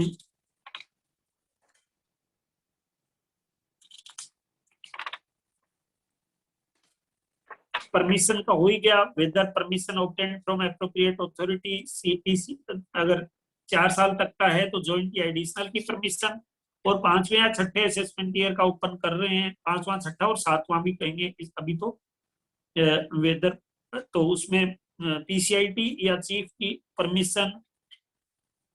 अगला है whether sanction properly recorded by appropriate authority. इसमें जो मैंने आपको जजमेंट बताया सुप्रीम कोर्ट का जजमेंट है CIT versus S Goenka lime and chemical limited 237 Taxman 378, कि विदाउट एप्लीकेशन ऑफ माइंड अगर रीओपनिंग हुई है तो वो नोटिस इनवैलिड है। यस आई एम सेटिस्फाइड लिखा है तो भी इनवैलिड है। ये जजमेंट है pioneer town planners private limited versus DCIT 170 DTR 237 Delhi tribunal का। सिंपली यस लिख दिया तो भी ये नोटिस डिफेक्टिव माना, तो भी ये जो अप्रूवल है एप्रोप्रिएट अथॉरिटी की वो डिफेक्टिव मानी जाएगी। अब आता है जूरिस्डिक्शन का मामला।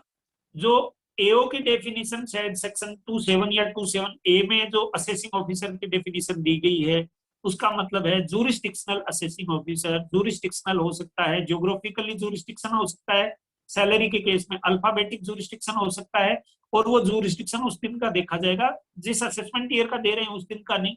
जिस असेसमेंट ईयर में नोटिस, आज की तारीख में जो नोटिस दिया जा रहा है, तो आज उस असेसी का जूरिस्डिक्शन किस असेसिंग ऑफिसर के पास है, वो असेसिंग ऑफिसर ही उसको नोटिस दे सकता है। अदरवाइज दूसरे का दिया हुआ नोटिस इनवैलिड माना जाएगा। इसमें अपने राजस्थान हाई कोर्ट का ही जजमेंट है, CIT वर्सेस पूनम चंद सुराणा का जजमेंट है। और दूसरा जजमेंट है ट्रिब्यूनल का, ये भी जोधपुर ट्रिब्यूनल का ही जजमेंट है, ITO versus Rajendra Prasad Gupta, Jodhpur tribunal का जजमेंट है। Whether notice issued to proper person, notice है वो प्रॉपर पर्सन को आना चाहिए। अगर जो नोटिस है वो किसी दूसरे को दे दिया, जैसे फॉर एग्जांपल डिसीज्ड के केस में है, डिसीज्ड के केस में डिसीज्ड के नाम से नोटिस आ गया तो वो इनवैलिड नोटिस है। स्काईलाइट हॉस्पिटलिटी LLP का जजमेंट तो सरकार के फेवर में है, लेकिन इसमें काफी सारे जजमेंट्स हैं डिसीज्ड वाले, या कई बार मिलते जुलते नाम की वजह से दूसरे को नोटिस दे दिया उन्होंने, कुछ भ्रम हो गया। या कई बार ऐसा होता है कि एक प्रॉपर्टी सेल की या प्रॉपर्टी परचेज की, तो उसमें डायरेक्टर ने साइन किए, और चूंकि प्रॉपर्टी कंपनी ने परचेज की या पार्टनरशिप फर्म ने परचेज की, तो एक्चुअल में जिसको नोटिस आना चाहिए उसी के नाम से नोटिस जारी होना चाहिए। अगर उन्होंने गलती से डायरेक्टर के नाम या पार्टनर के नाम नोटिस दे दिया तो नोटिस इनवैलिड नोटिस माना जाएगा, क्योंकि नोटिस है वो प्रॉपर पर्सन को ही सर्व होना चाहिए। अगर उसके अलावा किसी को नोटिस दे दिया तो वो इनवैलिड नोटिस माना जाएगा। तो ये भी एक ऑब्जेक्शन रेज कर सकते हैं हम। Whether proceedings has been initiated only on audit objections, audit objections पे मैं ज्यादा डिस्कस नहीं करूंगा, क्योंकि ज्यादातर जजमेंट्स में अगर उसमें ये लिख दिया कि ऑडिट ऑब्जेक्शन की वजह से नोटिस दे रहे हैं, जब तो नोटिस इनवैलिड है। लेकिन वो ऑडिट ऑब्जेक्शन को सिर्फ इंफॉर्मेशन मानते हुए असेसिंग ऑफिसर अपना माइंड अप्लाई कर लिया तो वो नोटिस है वो वैलिड नोटिस है। तो इसलिए आपको ये देखना है कि सिर्फ ऑडिट ऑब्जेक्शन की वजह से नोटिस आया है या application of mind. Audit objection को सिर्फ मटेरियल या इंफॉर्मेशन मानते हुए एओ ने अपना माइंड अप्लाई किया है। Whether reopening is only on the basis of information provided by other person or other officer, इस पर भी मैं कोई ज्यादा डिस्कस नहीं करूंगा। Whether reopening is done just to make an inquiry or verification, कोई भी नोटिस है वो कई बार लिख देते हैं फॉर वेरिफिकेशन पर्पजेज ये नोटिस दिया जा रहा है, तो सिंपली वेरिफिकेशन के लिए 148 का नोटिस नहीं दिया जा सकता। क्लियर कट उनको लिखना पड़ेगा, I have reason to believe. Whether reopening is on change of opinion, Kelvinator of India का जजमेंट है जिसमें ओपिनियन चेंज की वजह से 148 नहीं दिया जा सकता। ये खास करके ये जो बोगस कैपिटल और उनके काम की चीज है कि एक बार स्क्रूटनी हो गई तो उसमें दोबारा उसी इश्यू के ऊपर खोलने को हम कहते हैं कि this is change of opinion. कोई नया फैक्ट नहीं आया, पुराने फैक्ट थे और जिनके ऊपर असेसिंग ऑफिसर डिस्कस कर चुका, तो उसमें आप दोबारा नोटिस देते हैं तो कहते हैं that is change of opinion.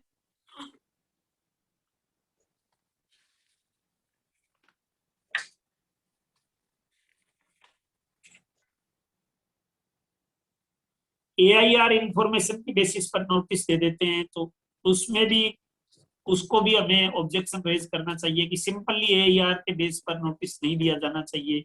जैसे कैश डिपॉजिट का भी जो जजमेंट है चंडीगढ़ ट्रिब्यूनल का, जिसमें सिंपली कैश डिपॉजिट को 148 का रीजन नहीं माना है।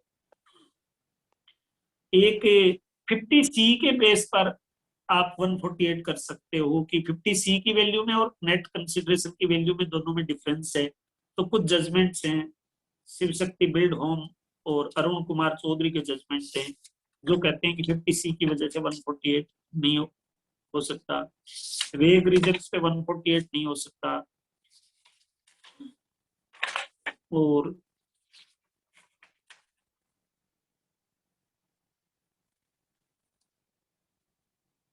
अगर इसमें एक इश्यू आता है कि हमने रीजन्स की कॉपी मांगी और रीजन्स की आप हमने आज ITR फाइल की और दूसरे दिन ही असेसिंग ऑफिसर ने 143(2) जारी कर दिया, तो उसमें ये मानते हैं कि हमें रीजन्स की कॉपी मांगने के लिए कुछ तो टाइम देंगे, वो 2 दिन 3 दिन 4 दिन 5 दिन 7 दिन, एक रीजनेबल टाइम तो देंगे।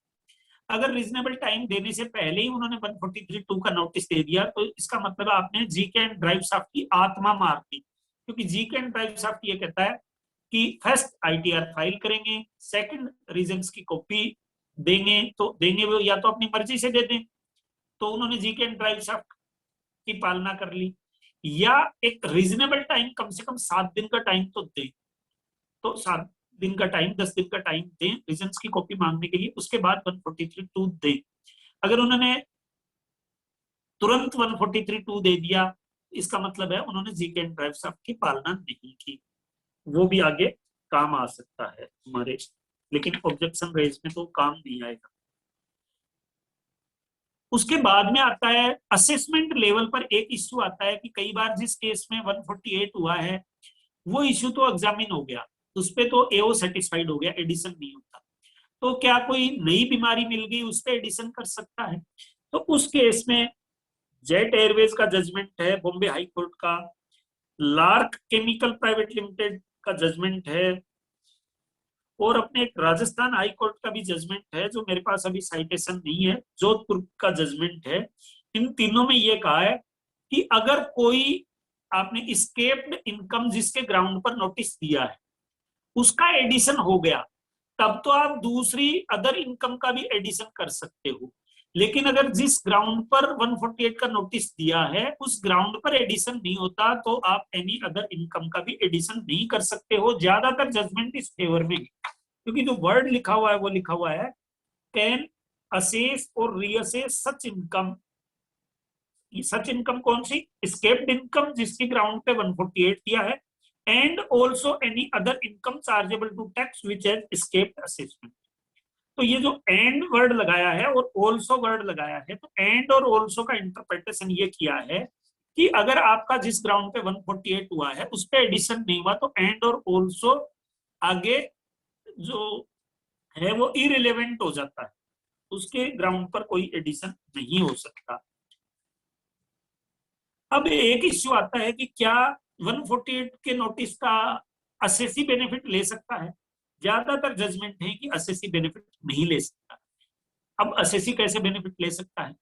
बहुत बार होता है असेसी का TDS कट गया और AO ने 148 कर दिया और हमने 44 AD या AF में उसकी रिटर्न फाइल कर दी और रिफंड बन गया, तो क्या रिफंड बन सकता है?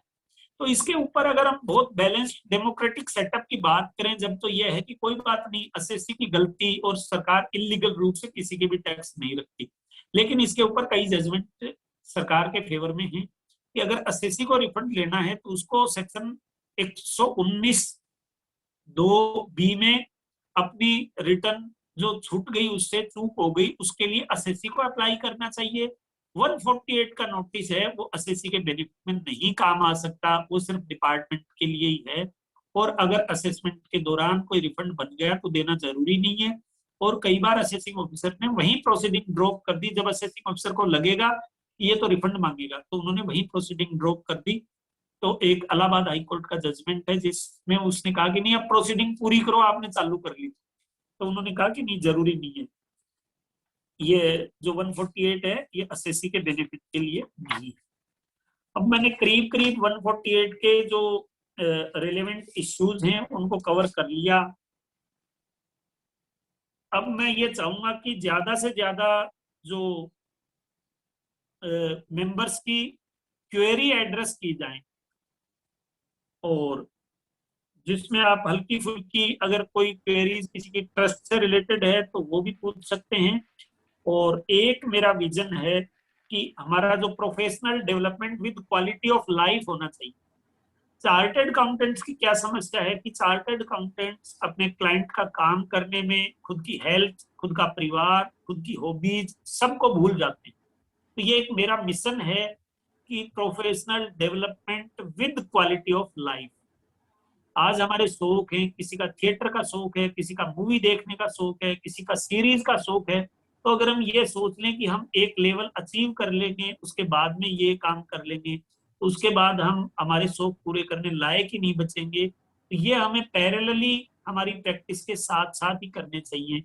इनिशियल के जो यंगस्टर्स हैं, 3 साल 4 साल 5 साल वाला कह सकता है कि साहब हमें संघर्ष में टाइम नहीं मिलता, लेकिन जो भी 5 साल से पुराना चार्टर्ड अकाउंटेंट हो गया, उसको अपनी क्वालिटी ऑफ लाइफ पर पूरा ध्यान देना चाहिए, अपने बच्चों को टाइम देना चाहिए, अपनी हेल्थ पर ध्यान देना चाहिए, अपनी हॉबीज, अपनी बुक्स पढ़नी चाहिए, जिस काम में भी उसका इंटरेस्ट है अपने लिए भी कुछ जीना चाहिए। क्योंकि ये जो सफलता होती है, वो सफलता अपने आप में कोई मंजिल नहीं होती। मंजिल है हमारी हैप्पीनेस, मंजिल है हमारा सेटिस्फेक्शन।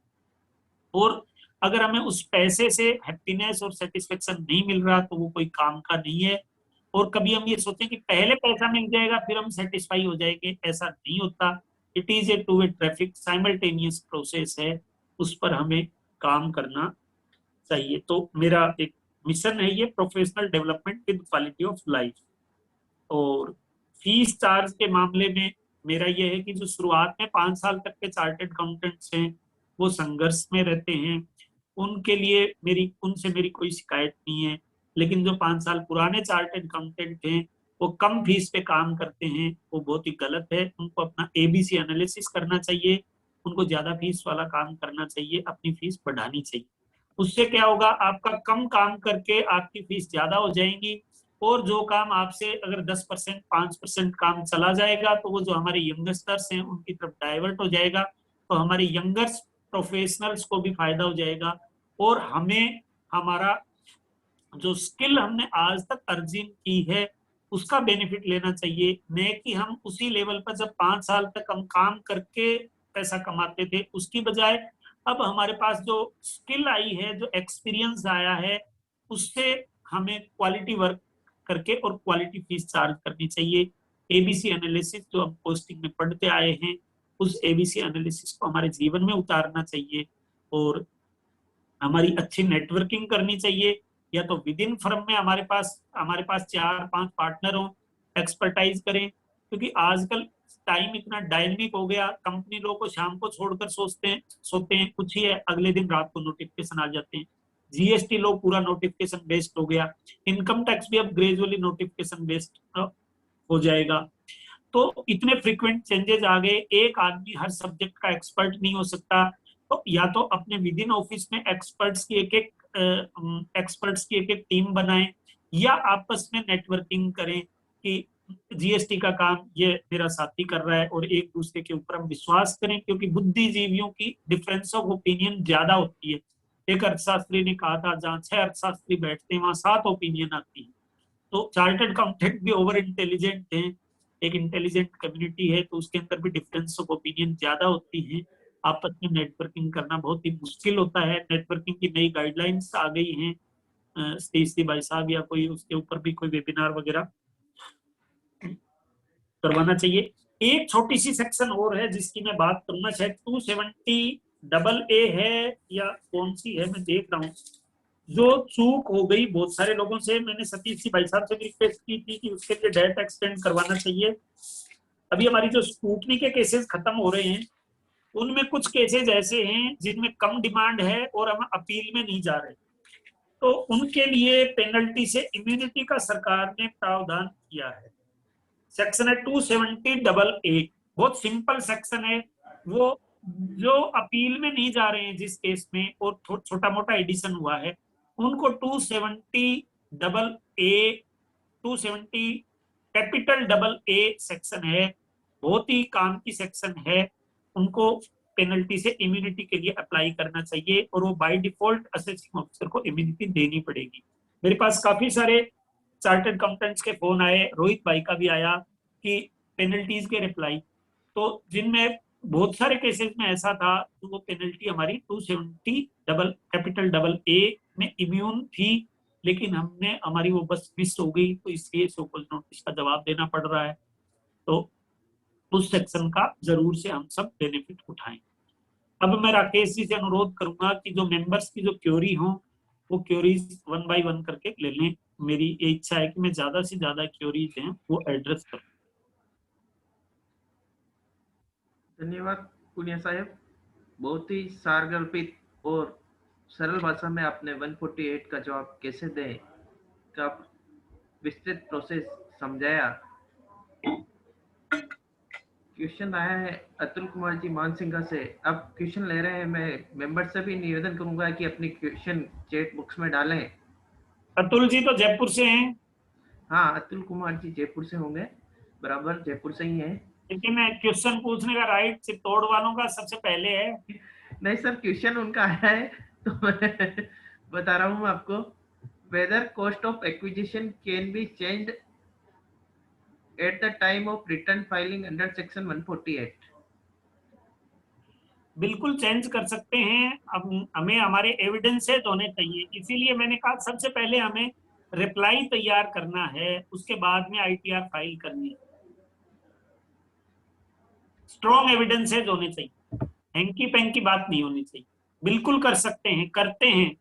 कई बार ओरिजिनल रिटर्न भरते टाइम किसी नीम हकीम ने भर दी, कंसिडर नहीं किए, फैक्ट्स लाइटली ले लिया, तो 148 में आईटीआर फाइलिंग की अपॉर्चुनिटी इसीलिए हमको दोबारा मिलती है। अदरवाइज तो वो सीधा ही कह देंगे कि आपने ये स्टेटमेंट किया है और इसके ऊपर ये टैक्स दो। अपॉर्चुनिटी ही इसलिए मिलती है। इवन कॉस्ट ऑफ एक्विजिशन ही नहीं, इवन 54 का बेनिफिट, 54 बी का बेनिफिट, 54 एफ का बेनिफिट भी अगर कोई हमसे स्किप हो गया तो वो बेनिफिट भी आईटीआर में हम ले सकते हैं। कई बार होता है चैप्टर 6A के बेनिफिट लेने छूट जाते हैं, हम उस समय सोचते हैं कि हमारी इनकम टैक्सेबल ही नहीं है तो हम क्यों बेनिफिट लें। बच्चों की फीस का बेनिफिट नहीं लिया, तो उस समय हमें जो सारे बेनिफिट लेने हैं। इसीलिए मैंने ये कहा है कि आपको तो ये मान लें कि हमारी स्क्रूटनी हो रही है और रिप्लाई पहले तैयार करना है। सर एक क्वेश्चन आया 139(1) में तो ऑडिटेड रिटर्न लगा, लेकिन 148 में 44 एडी के तहत रिटर्न फाइल कर सकते हैं क्या? क्या क्वेश्चन मेरे को एक बार दोबारा बताएं। ओरिजिनल रिटर्न तो ऑडिटेड रिटर्न फाइल हुआ था किसी ठीक है, फर्म का, लेकिन ठीक है। 148 में 44 एडी के तहत रिटर्न फाइल कर सकते हैं क्या? हाँ बिल्कुल कर सकते हैं, बिल्कुल कर सकते हैं, बिल्कुल कर सकते हैं।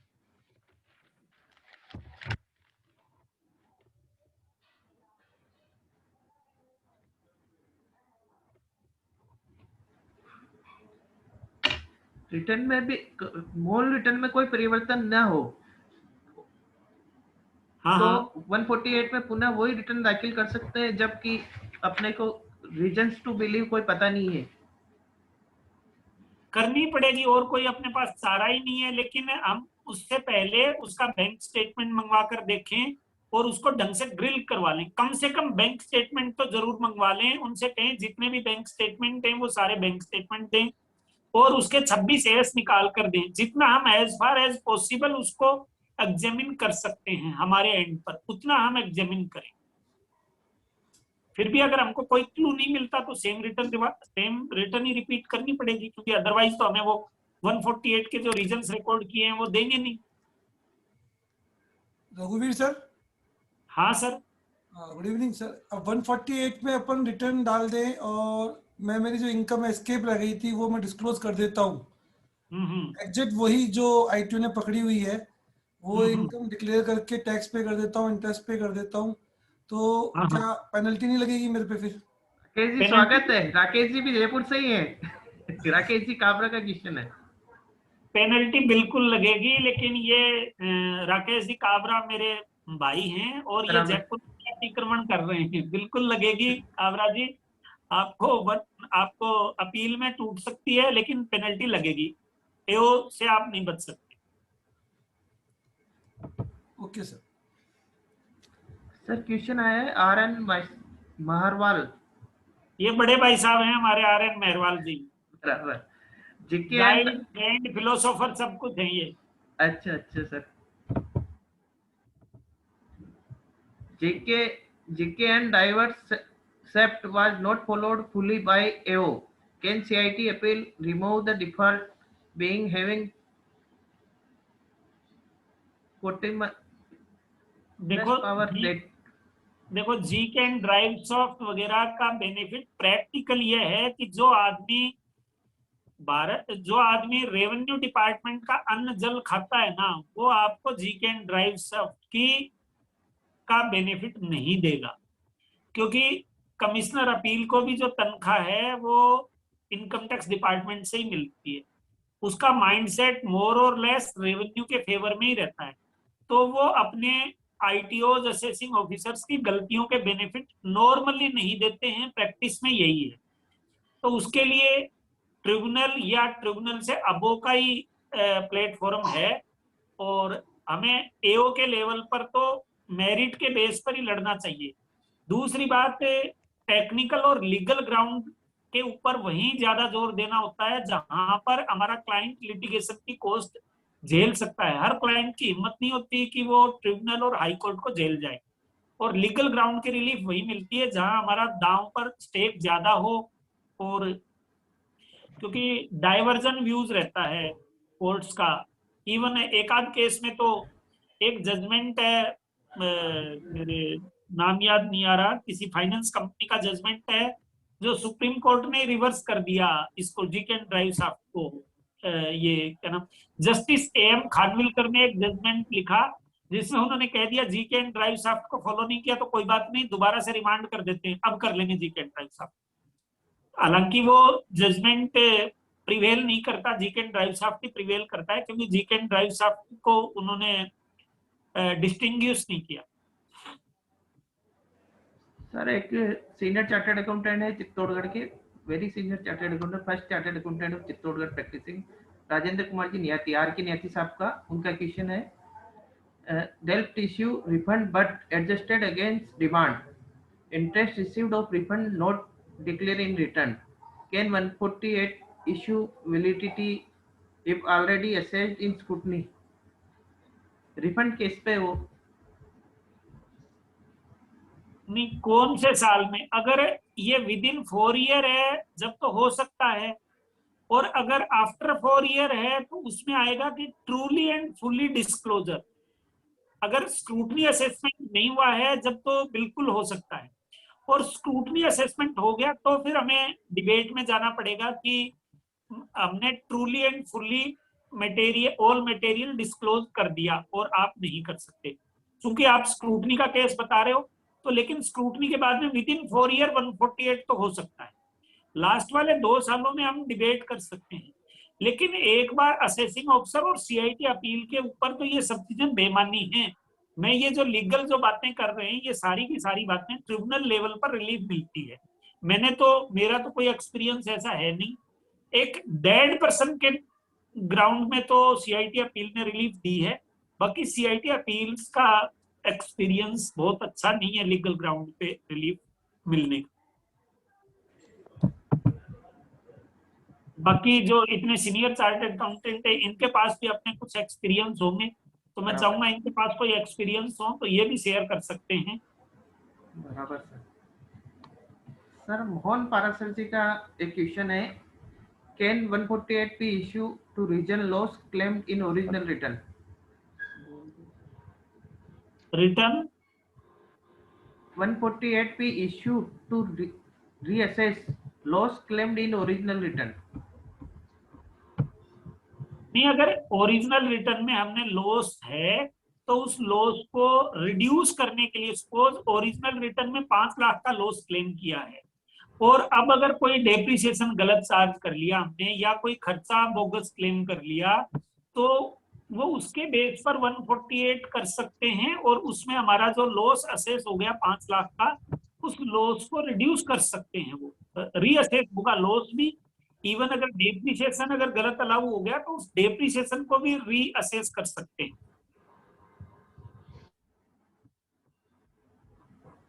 और एनी क्वेश्चंस? पुणे साहब नमस्कार, रोहित चौधरी सीए बोल रहा हूँ मैं साहब। हाँ रोहित जी नमस्ते। नमस्ते वैसे, नमस्ते, प्रणाम आपको, कैसे हो? झुंझुनू के लोगों ने बिहार में, बंगाल में, आसाम में और इवन लक्ष्मी निवास मित्तल जैसों ने लंदन तक में, पूरे फ्रांस में स्टील मार्केट पे कब्जा कर लिया। जी जी। और ये रोहित जी झुंझुनू से हैं, हमारे दोस्त हैं, डॉक्टर रोहित चौधरी, पीएचडी भी हैं ये, तो जी पॉलिटिशियन जी भी है। अच्छा हाँ अच्छा, रोहित जी। हाँ वैसे वेलकम सर। Thank you. मैं जानना चाह रहा था भाई साहब, जैसे आपने बताया कि we have to file the return against 148 and after then we have to take the copy of reason recorded by AO. तो हाँ इसमें मेरा रिक्वेस्ट ये था, बिफोर फाइलिंग अपन ले सकते हैं क्या? लेना चाहिए अपने को, क्योंकि रिटर्न जब अपन फाइल कर देंगे तो उस फैक्ट्स को अपन शामिल करना चाह रहे हैं लेना कि तो भाई चाहिए अपन। रोहित जी, लेकिन देते नहीं है। आप मांग के देख लो, अगर देते हो तो कोई नया जजमेंट आ जाए तो दे देंगे, अभी तक तो नहीं देते क्योंकि एक्ट में कोई प्रावधान है नहीं। और जी जो जी सुप्रीम कोर्ट का जजमेंट है जीके एंड ड्राइव शाफ्ट का, उसने ये जी कह दिया कि उससे पहले राइवल व्यूज थे, उसमें ये कह दिया कि first you have to file return and then assessing officer have to provide copy of reason recorded. जी। मेरा इस पे रिक्वेस्ट ये था कि अब तो फेसलेस हो गया, बिफोर फेसलेस जो है अपन जब भी रीजन रिकॉर्ड की कॉपी मांगते थे तो एओ देता था, और उसके अकॉर्डिंग अपने रिटर्न भी फाइल करा है, और भाई उसमें कोई साहब अगर आपको चेंजेस दे नहीं है देते तो थे, ओरिजिनल रिटर्न जो आपको अपनी फाइल की हुई थी अपन उसमें लिखते थे कि whatever we have already filed उसको कंसिडर करें। लेकिन अब तो चूंकि फेसलेस हो गया, ऑनलाइन हो गया, तो उसमें चाहे सेम रिटर्न हो अपने को फाइल करना ही होता है। भाई साहब आपकी झुंझुनू में चलती थी इसलिए आपको मिल जाता था, हर सीए को आम सीए को नहीं मिलता। आप आम थैंक सीए यू। नहीं हो, आप हाथ सी लो। तो दूसरा मैं ये कह रहा था, एक एक खर्चा हो गया मेरे मेरा। पार्टनरशिप फर्म थी एंड समय का चक्कर है, चलते हुए करके ढूंढे काम हुआ। पार्टनरशिप फर्म थी, वो 31/5/2015 को बंद हो गई। हाँ और गलती से बैंक वालों ने क्या किया कि जो नया प्रोप्राइटरशिप फर्म में जो अकाउंट था उसमें भूलवश से क्लेरिकल मिस्टेक मान लो या जो भी, उसमें पेन नंबर पुराने वाली फर्म का यूज कर लिया। हाँ हाँ उसके अकॉर्डिंग उसमें कैश डिपॉजिट आ गई।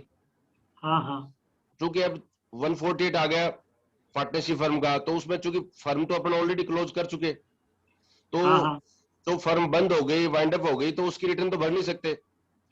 अब विंडो पे ऐसा कोई ऑप्शन नहीं है जिसमें अपन ये सबमिशन दे सके कि we have already close the same firm, और जो भी सारा बैंक ऐसा है। जो भी उसके असेट्स थी, लायबिलिटी थी, जो वर्किंग थी, वो सेम नेचर में अपने प्रोप्राइटरशिप फर्म में काम में ले रहे हैं। हाँ समझ गया मैं डॉक्टर साहब। इसमें देखो, आपको नोटिस को चैलेंज करना चाहिए, बड़ा मामला है, आपका क्लाइंट लिटिगेशन की कॉस्ट बियर कर सकता है, तो आपको सीधे हाई कोर्ट में रिट में भी जा सकते हो वहां पे कि। अच्छा। और मारुति का जजमेंट है इसमें, जिसमें मर्जर अमलगामेटेड जो एंटिटी एग्जिस्ट नहीं है, उस एंटिटी को आप नोटिस देते हो तो प्रॉपर पर्सन को नोटिस नहीं माना जाएगा। हालांकि जी। रॉबर्ट की एक कंपनी थी स्काईलाइट, हम्म स्काईलाइट के नाम से, जो हम्म उसमें तो रेवेन्यू के फेवर में जजमेंट दे दिया, लेकिन उसके बाद का जजमेंट है, मारुति का जजमेंट है दिल्ली हाई कोर्ट का। और काफी सारे जजमेंट में यह है कि नोटिस है वो प्रॉपर पर्सन को ही मिलना चाहिए। तो जी जी प्रॉपर पर्सन आपके केस में प्रोप्राइटर है, पार्टनरशिप नहीं है, तो जी जी। आपको फाइट करना चाहिए अगर बड़ा मैटर है। और हाँ, मैटर बड़ा। दूसरा, जो पार्टनरशिप फर्म की आप डिजोल्व की बात कर रहे हो, तो मेरी समझ में किसी सेक्शन के अंदर ये लिखा हुआ है कि इनकम टैक्स में कि आपको पार्टनरशिप डिजोल्व की इंफॉर्मेशन देनी है, तो वो इश्यू भी नहीं, अपने आएगा। वो प्रॉपर दी हुई इनकम टैक्स डिपार्टमेंट को 7 हाँ, अप्रैल 2015 को। प्रॉपर दी जी। हुई, अगर इंफॉर्मेशन प्रॉपर दी हुई है रोहित भाई, तो आप हाई कोर्ट में जाना चाहिए आपको, और आपको ये क्वेस हो जाएगी प्रोसीडिंग्स, अगर आपने पूरी कंप्लायंस कर रखी।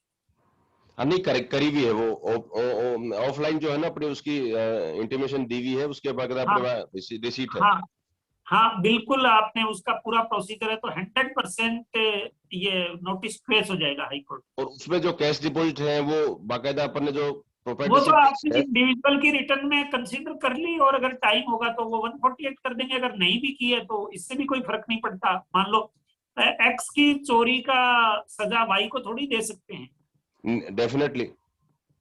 तो मैं उसमें ये चाह रहा था कि जैसे इनकम टैक्स में भी ऐसा कोई प्रोविजन हो, क्योंकि विंडो जो मैंने देखा है after filing of return against 148 तभी उसमें विंडो ओपन होगी, सो दैट वी कैन भाई सबमिट द साहब डॉक्यूमेंट्स। अभी विंडो नजर नहीं आ रही उसमें। भाई साहब नहीं मिल रहा तो आप इसको तो ऑफलाइन दे दो, रजिस्टर्ड डाक से दे दो, आस में दे दो, अब कुछ ना कुछ जुगाड़ टेक्नोलॉजी तो करनी ही पड़ेगी अपने को। हाँ हाँ, नहीं मेरी एओ से ही क्योंकि बात हुई थी, कहा कि जो फर्म वन हिंदुस्तान होगा में आपको। ये हिंदुस्तान की खूबी है, विविधता में एकता।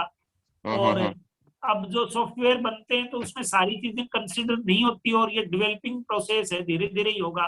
जी जीएसटी जी। में देख रहे हैं हम। और नहीं इसमें सब लोग विद इन 30 डेज अपन इसकी कंप्लाइंस नहीं करा पाते हैं। मैंने रीजनिंग कोड की कॉपी तो लगाई है डिपार्टमेंट में, तो इसमें एसएससी का तो कोई नेगेटिव इम्पैक्ट आप नहीं होगा। लिख दो, असेसिंग ऑफिसर को लिख दो, और एक कॉपी आप पीसीआईटी वगैरह को दे दो, मेल वेल डाल दो, जिसमें ये कहो कि टाइम एक्सटेंड किया जाए, एक्सटेंशन मांग लो आप। जी जी जी जी भाई साहब, जी भाई साहब। हाँ भाई साहब बहुत ही शानदार एक्सपीरियंस रहा आज आपका, और चूंकि लॉकडाउन था उसका भी बेनिफिट मिला, बहुत सीखने को मिला, और थैंक काफी। यू। जी जी जी भाई साहब। सर क्वेश्चन है, faceless proceeding will start after disposal of objection. तो अब ये हमारे साथी हमारे जो मेंटर हैं आर एन मेहरवाल साहब की है, तो ये तो इनकी एडवाइस है, तो अब एडवाइस मान लेते हैं अपन। लेकिन फिर भी जो जब दांत गिर जाते हैं ना किसी आदमी के, तो उसमें हाँ दमता तो अपने को ऑब्जेक्शन अगर मैनुअल देना होगा तो मैनुअल दे देंगे, और मुझे लगता है सरकार उसको भी फेसलेस करेगी। आज की बात नहीं है ये, जो अप्रैल मई तक फेसलेस कर देगी, और नहीं कर देगी तो इससे क्या फर्क पड़ता है, कोई भी हो। देखिए, अब असेसिंग ऑफिसर के दांत तो रहे नहीं, बराबर। क्योंकि उसको सर्वे का पावर भी खत्म कर दिया, और स्क्रूटनी का पावर भी खत्म कर दिया। और फिर भी अगर आपको डर लगता है तो मत दो जवाब, मत करो ऑब्जेक्शन रेज। भाई मैंने तो ये कहा है कि अब डरने की बात नहीं है, क्योंकि कोई ना कोई तो प्रॉब्लम थी, तभी तो फेसलेस करना पड़ा। कुछ ना कुछ तो डिपार्टमेंट की ओर से थ्रेट और टेरर था। तो वो अगर अभी भी आप मानते हो कि फेसलेस नहीं है तो टेरर है, तो ये तो इंडिविजुअल आदमी अपना डर दूर कर सकता है, कोई दूसरा किसी का भी डर दूर नहीं कर सकता। पहले भी ऑब्जेक्शन रेज करते थे जब पूरा असेसमेंट प्रोसीडिंग को करते थे, ये तो खुद का कवरेज है। और अपना इश्यू है वो प्रोसीजरल इश्यू कि कैसे कैसे हैंडल करना है। इससे क्या फर्क पड़ता है कि जवाब है वो ठप्पा लगवा के लाना है या फेसलेस देना है।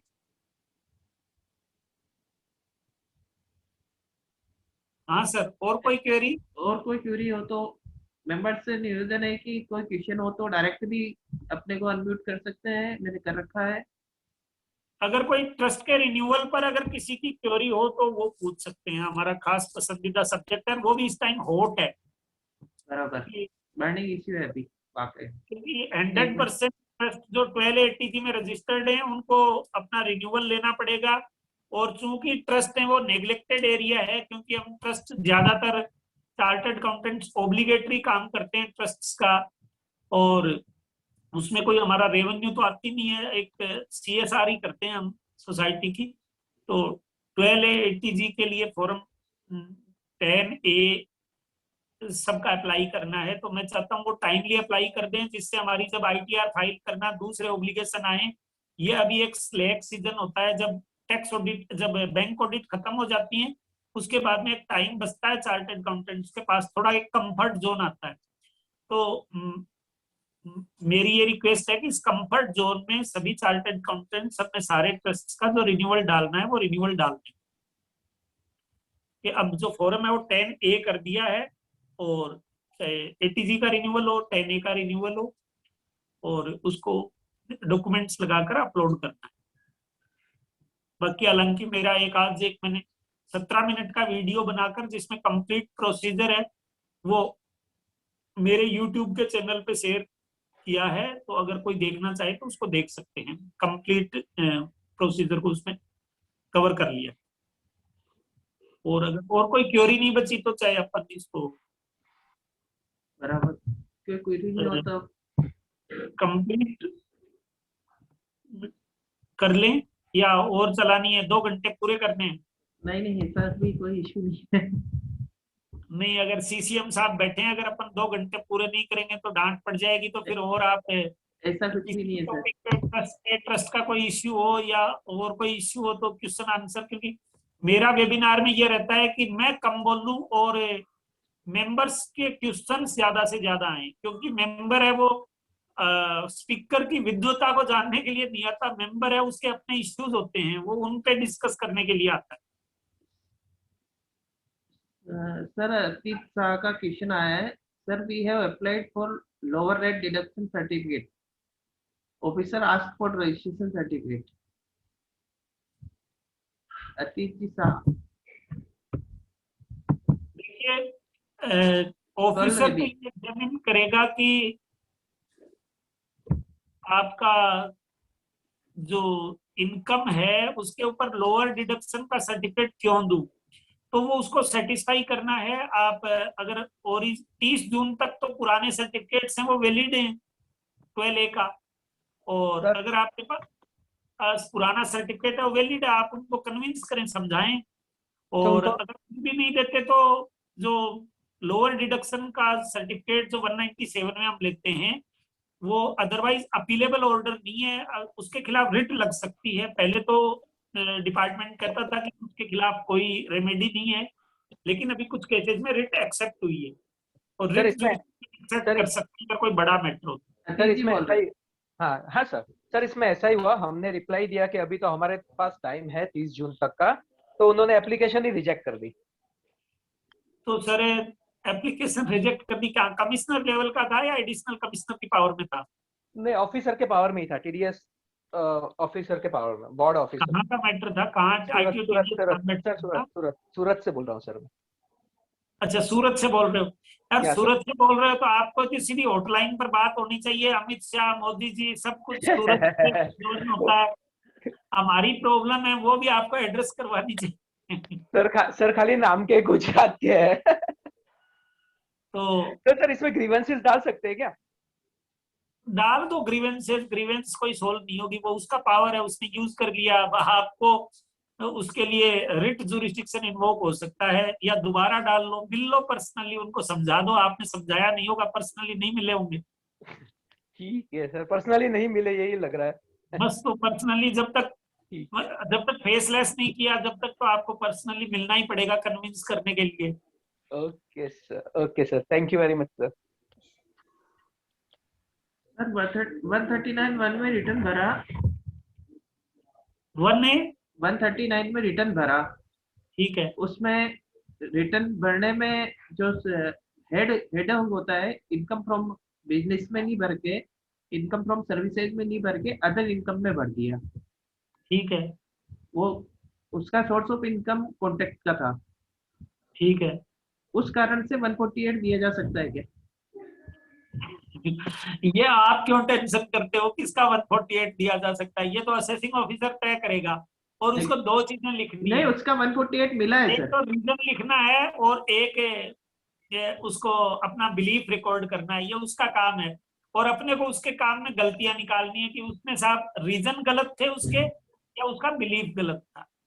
अपने को तो स्टेप बाय स्टेप चलना है, उसके सू में पाम थोड़ा ही देना है अपने को। नहीं बराबर है वो तो, लेकिन उसकी रिसिप्ट वही है जो अदर इनकम में जो रिसिप्ट तो की थी, वही रिसिप्ट आ गया क्या? पहले तो अभी हम आ गया क्या नोटिस? हाँ, 148 का नोटिस आ गया 1 अप्रैल को आ गया, तो आप उसका ऑब्जेक्शन रेज करो स्ट्रॉन्ग से।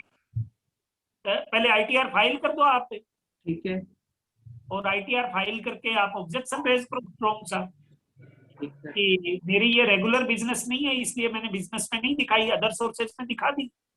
और अगर हेड भी डिफरेंस हुआ है तो बट इससे एस्केपमेंट नहीं हुआ। बराबर। ये ऑल्टरनेटिवली आप ये लिखो उसमें, फर्स्ट तो ये लिखो कि मैंने पूरी डिस्क्लोज कर दी इनकम, एस्केपमेंट है नहीं।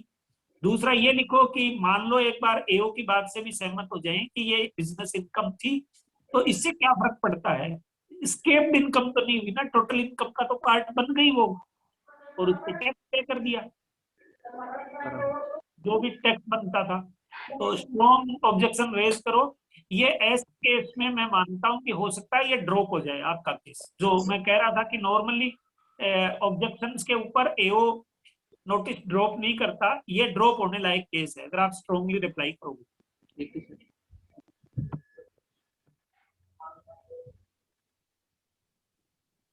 Any question?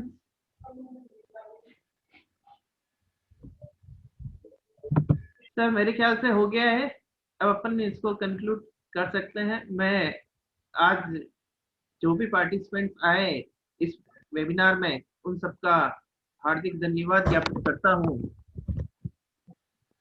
ICAI Chittorgarh branch का प्रयास रहेगा कि इस कोरोना काल में ज्यादा से ज्यादा वेबिनार आयोजित कर अपने सदस्यों को लाभान्वित करें। सदस्यों से भी पुनः निवेदन रहेगा कि जो भी वेबिनार आयोजित हो उसमें आप अपना अमूल्य समय निकाल कर ज्ञानार्जन का लाभ लेवें। एवं विशेष रूप से निवेदन है कि जिन्होंने भी कोरोना में वैक्सीन नहीं लगाई हो और अपने परिवार में 45 वर्ष से उम्र के अपने पेरेंट्स हो या स्वयं खुद हो, अपने भाई भाभी वगैरह कोई भी परिवार में 45 ईयर से एबो हो, उनको वैक्सीन अवश्य लगवाएं। कोरोना का पूरा एहतियात रखा है और अपनी कोरोना गाइडलाइंस का पालन करें। घर से बाहर जरूरत होने पर ही जाए, ऐसा आप सबसे विशेष निवेदन है। इसी के साथ मैं आदरणीय पुनिया साहब का तहे दिल से धन्यवाद ज्ञापित करता हूँ कि जिन्होंने अपना अमूल्य समय निकालकर हमें अपने ज्ञान से लाभान्वित करवाया।